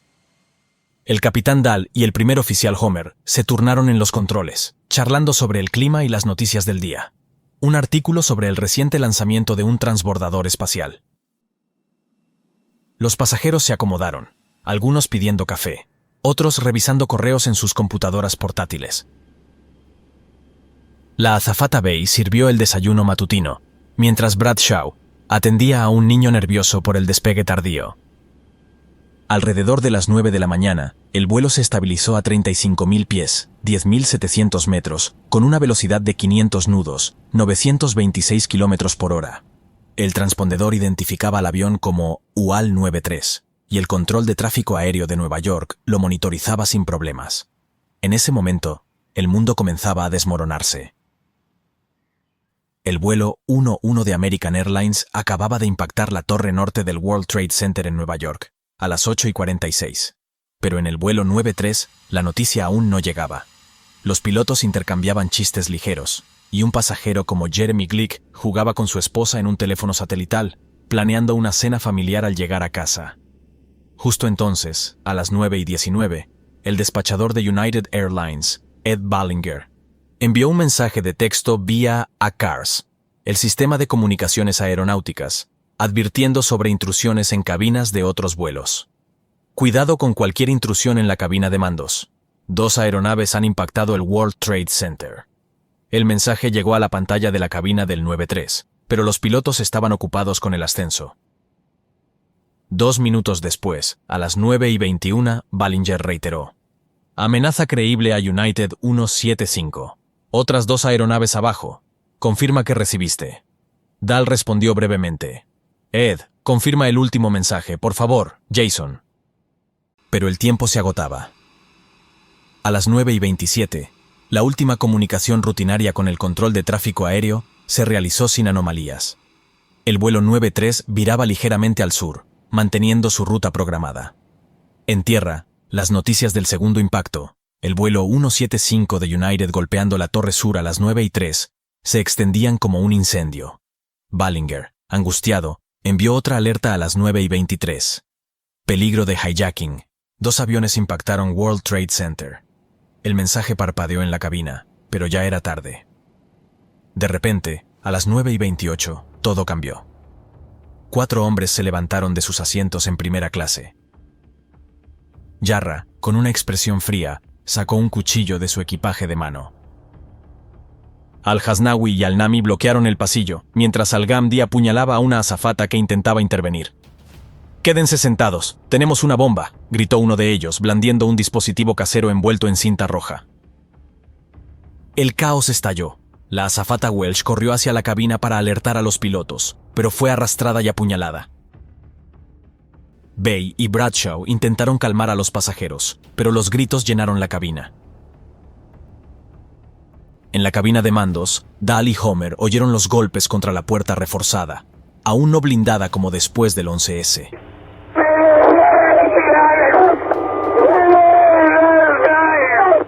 Transmitió Homer por radio abierta a las 9:28 con 17 segundos, su voz entrecortada por el forcejeo. El avión descendió 700 pies en 30 segundos, 215 metros, un descenso abrupto que sacudió a todos. Los pasajeros en clase económica sintieron el tirón, y un hombre como Thomas Barnett murmuró: ¿qué demonios está pasando? El CVR, el registrador de voz de la cabina, capturó los últimos y terribles 31 minutos. Puñaladas, gemidos y la voz de Jarrah asumiendo el control. «Dame los controles». Los secuestradores irrumpieron en la cabina a las 9:28 con 52 segundos. Dahl luchó ferozmente, pero fue apuñalado y herido de muerte. Homer, forcejeando con Al-Ghamdi, cayó al suelo. Jarrah, con su entrenamiento de piloto, tomó los mandos, activando el piloto automático y girando el avión hacia el sureste, hacia Washington, D.C. Apagaron el transpondedor a las 9:41, haciendo que el avión desapareciera del radar primario. Agrupados a la fuerza en la parte trasera del avión, los pasajeros fueron atados con cinturones. Su secuestrador les mostró la bomba, que en realidad era un teléfono con cables, pero ellos no lo sabían.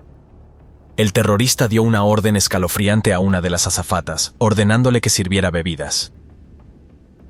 El rostro pálido de la mujer, moviéndose entre los asientos, era la prueba de que aquella aparente tranquilidad era en realidad la antesala de la tragedia.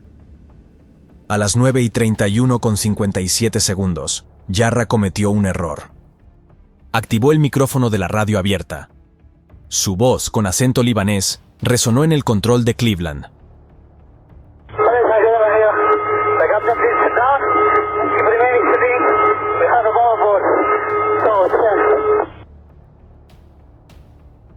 El controlador, atónito, repitió: United 93, ¿hablan inglés? No hubo respuesta. En tierra, el pánico se extendió. Ballinger, desde el Centro de Operaciones de United en Chicago, envió otro ACARS a las 9:34. Confirmen que todo está bien, pero de nuevo no hubo respuesta. Los pasajeros, confinados en la parte trasera, comenzaron a conectar los puntos. A las 9:32, el teléfono satelital de la aeronave, disponible en los asientos, se convirtió en su arma. Jeremy Glick llamó a su esposa Liz a las 9:37. Liz, hay 4 hombres con cuchillos. Dicen que tienen una bomba. Nos están llevando a algún lado. Ella, viendo las noticias del World Trade Center en televisión, sollozó. No pueden ser terroristas. Glick respondió con calma. No sé, pero voy a tener que ir a por ellos. Te amo. En otra llamada, Lauren Grant Colas marcó el 911 a las 9:38. Estamos siendo secuestrados. Hay un hombre con una bomba. A las 9:39, Jarrah repitió su anuncio, esta vez más firme.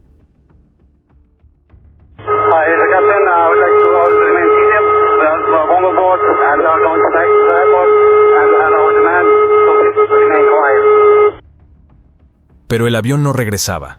Ascendía a 40.700 pies, 12.400 metros, virando hacia el objetivo, el Capitolio, o la Casa Blanca en Washington. En el control de tráfico aéreo de Cleveland, el supervisor alertó a la FAA a las 9:34. Posible bomba a bordo. La noticia escaló, pero la respuesta militar tardaría. Mientras tanto, en la cola, el rumor se extendía como fuego. Thomas Burnett llamó 3 veces a su esposa Dina desde las 9:32. Hay 4 tipos con cuchillos. Han tomado la cabina. Dicen que hay una bomba. En la tercera llamada, a las 9:42. Nadie sabe dónde vamos. Creo que deberíamos intentar algo. Dina, viendo las torres en llamas en la televisión, le advirtió: si van a Washington, es para estrellarlo. Burnett colgó con determinación: nadie va a salir herido aquí. Voy a tener que hacerlo yo mismo. Cissy Lyles, herida pero viva, llamó a su esposo Lyles a las 9:47. Tuesday, 9:47 a.m. Hi, baby. Baby, you have to listen to me carefully. I'm on a plane that's been hijacked. I'm on the plane. I'm calling from the plane. I want to tell you I love you. Please tell my children that I love them very much. And I'm so sorry, babe. I don't know what to say. There's 3 guys. They've hijacked the plane. I'm trying to be calm. We're turned around, and I've heard that there's planes that's been flown into the World Trade Center. I hope to be able to see your face again, baby. I love you. Bye.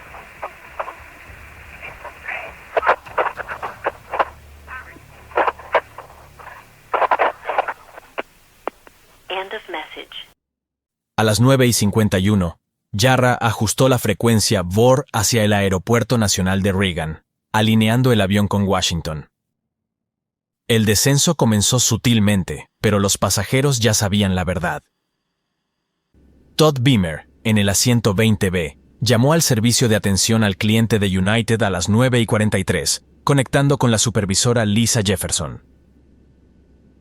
Lisa, soy Todd Beamer. Hay secuestradores a bordo. Han apuñalado a la gente. Hay sangre por todas partes. Jefferson, anotando cada palabra, le preguntó por detalles.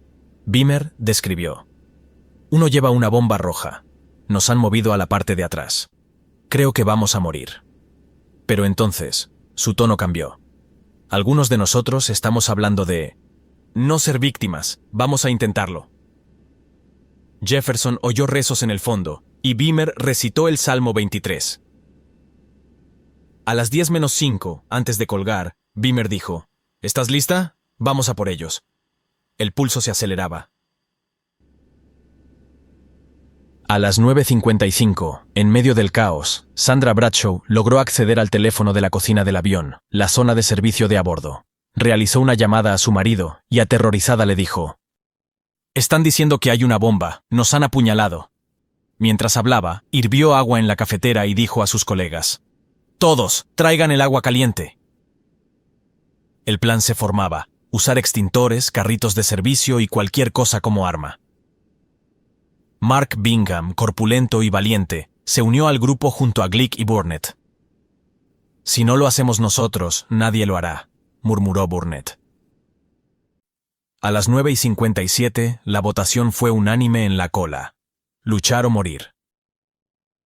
Glick colgó con su esposa. «Nos vemos en el cielo». El grupo de unos 10 pasajeros, incluyendo a Beamer, Bingham, Burnett, Glick, Rich Guadago, Lou Nack y Linda Gronlund, se armó con tenedores de plástico, mantas y el carrito de bebidas. Bradshaw vertió el agua hirviendo sobre un secuestrador que custodiaba la cabina. «¿Pasa algo? ¿Una pelea?», se escuchó exclamar a Jarrah en el CVR, con la voz cargada de tensión por primera vez. La revuelta estalló a las 10 de la mañana. Los pasajeros cargaron hacia adelante, gritando, «¡Vamos! ¡Vamos!». El CVR capturó el caos, golpes, maldiciones en árabe e inglés, y el sonido de cuerpos chocando. Mientras tanto en la cabina, Jarrah, luchando por mantener el control, viró el avión bruscamente a la derecha, y luego a la izquierda, girando 40 grados. «Díganles que se sienten», ordenó a sus cómplices. Al-Hasnawi, herido, gritó, «¡Los estamos perdiendo!». El avión se sacudió violentamente, descendiendo 1000 pies, 300 metros en segundos. En el fondo, Beamer dio la señal para el contraataque. «¡Vamos a por ellos!». El grito de guerra había sido lanzado, y la revuelta de los pasajeros estaba en marcha. Un eco de coraje que Jefferson grabó en su mente, pero los secuestradores contraatacaron. Al-Nami apuñaló a Bingham, que cayó herido pero siguió luchando. Glick, usando un carrito como ariete, embistió la puerta de la cabina. Burnett, con sangre en las manos, gritó, «¡No vamos a ceder!». El CVR registró a Jarrah invocando, «Allahu Akbar, Dios es grande». El avión rodó de nuevo, ahora a la inversa, con los pasajeros ganando terreno. «¡Están subiendo! ¡Están subiendo!», jadeó un secuestrador. A las 10:01, el morro se elevó 11 grados, pero el empuje de los motores rugía en vano. Los pasajeros irrumpieron parcialmente. Uno, posiblemente Beamer, alcanzó los controles tirando hacia arriba. El clímax llegó a las 10:02:14. Jarrah, desesperado, empujó el yugo hacia adelante, invirtiendo el avión en un picado de 40 grados. «¡No, no!», gritaron voces en el CVR. El descenso se aceleró a 10.000 pies por minuto, con la velocidad horizontal alcanzando 563 kilómetros por hora. Los pasajeros, exhaustos pero firmes, forcejeaban en el suelo de la cabina. «¡Siéntense! ¡Siéntense!», suplicó Jarrah con la voz quebrada por el pánico, mientras su acento se volvía más marcado. Sin embargo, la batalla ya estaba perdida. Mientras el reloj marcaba las 10:03:11, el Boeing 757 se desintegró al impactar contra un campo a casi 900 kilómetros por hora, en Shanksville, Pensilvania, a 130 kilómetros de su objetivo terrorista en Washington. El choque fue catastrófico. El avión, en un ángulo de impacto de 40 grados nariz abajo y rodando 16 grados a la izquierda, se enterró en el suelo blando, creando un cráter de 6 metros de profundidad y dispersando 2.500 kilos de combustible en una bola de fuego de 80 metros de diámetro. La fuerza del impacto, equivalente a una explosión de 1000 kilogramos de TNT, desintegró la aeronave en miles de fragmentos, esparcidos en un radio de 8 millas, 13 kilómetros. No hubo supervivientes entre las 40 almas a bordo. El sitio, un prado tranquilo propiedad de un granjero local llamado Tim Lambert, se convirtió en un monumento improvisado, con humo negro elevándose como un lamento colectivo. Durante las primeras horas, el mundo no supo qué había pasado. Los controladores de Cleveland perdieron el radar del vuelo a las 9:41, y las búsquedas iniciales se centraron en Nueva York y Washington, donde el vuelo 77 acababa de golpear el Pentágono a las 9:37. Ningún centro de control de tráfico aéreo responsable del vuelo se percató inmediatamente, ya que la complejidad de la situación y los fallos en la comunicación entre los centros de control aéreo impidieron una reacción inmediata. El hallazgo de las cajas negras permitió realizar el informe final de la comisión del 11S y esclarecer los hechos que llevaron al vuelo 93 de United Airlines a un desenlace heroico.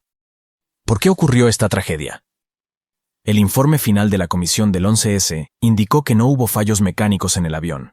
Fue un acto deliberado de secuestro por parte de 4 terroristas de Al-Qaeda, parte de un complot coordinado para atacar símbolos del poder estadounidense. Los secuestradores usaron cuchillos y amenazas de bomba para tomar la cabina, desconectando sistemas clave como el transpondedor para evadir detección. Inicialmente, el Boeing 757 volaba en piloto automático, pero esa estabilidad se hizo añicos cuando los pasajeros derribaron la puerta. En un intento por deshacerse de ellos, Jarrah desconectó el piloto automático y tomó el control manual, iniciando una serie de violentos alabeos. Lo que siguió fue un forcejeo brutal por el control de los mandos. Fue esa lucha desesperada, la pura fuerza física de héroes y terroristas, lo que llevó al avión a girar sobre sí mismo y caer en picado. Durante décadas, a los pilotos se les enseñó una regla de oro en caso de secuestro: cooperar para desescalar la situación. La prioridad absoluta era mantener el avión en el aire y aterrizarlo de una pieza, sin importar dónde, para salvar a los pasajeros, pero el 11 de septiembre destruyó esa regla para siempre. La heroica reacción de los pasajeros, organizarse y contraatacar, era la única opción posible, pero tuvo una consecuencia aerodinámica fatal. Convirtió la cabina en un campo de batalla por los mandos. Cada forcejeo, cada golpe desesperado en la lucha, se traducía en órdenes de control tan violentas y contradictorias que llevaron al avión más allá de sus límites de vuelo. Cualquier corrección era imposible en medio del caos, sentenciando a la aeronave a un picado irrecuperable. La falta de identificación clara de la amenaza inicial hizo que la tripulación no pudiera contrarrestarla a tiempo, pero el coraje colectivo de los pasajeros evitó un desastre mayor. El informe concluyó que el objetivo era el Capitolio de Estados Unidos o la Casa Blanca, y que la revuelta de los pasajeros frustró el plan, salvando potencialmente miles de vidas en tierra. El accidente llevó a importantes recomendaciones de seguridad en la aviación, incluyendo la fortificación inmediata de las puertas de las cabinas de mandos, que antes eran vulnerables. Se establecieron nuevos procedimientos para manejar amenazas creíbles, enfatizando la comunicación instantánea con el control de tráfico aéreo y la preparación de la tripulación para resistir intrusiones. Además, se recomendó la expansión de los sistemas de rastreo satelital, mejoras en las cajas negras para resistir impactos extremos, el entrenamiento obligatorio en escenarios de secuestro para pasajeros y tripulación, y protocolos más rápidos para la intercepción militar. La comisión del 11S impulsó la creación de la TSA, la Administración de Seguridad en el Transporte, y cambios globales en los controles de seguridad, prohibiendo objetos punzantes y escaneando a todos los pasajeros. Honremos a las víctimas del vuelo 93 de United Airlines, los valientes pasajeros y tripulantes que en sus últimos momentos eligieron la lucha sobre la rendición, convirtiéndose en héroes eternos de una nación herida. Su legado nos recuerda que incluso en la oscuridad, el coraje puede cambiar el destino. Si esta historia te ha conmovido, no te pierdas el United 175. Puedes verlo pulsando aquí arriba, y no olvides suscribirte al canal.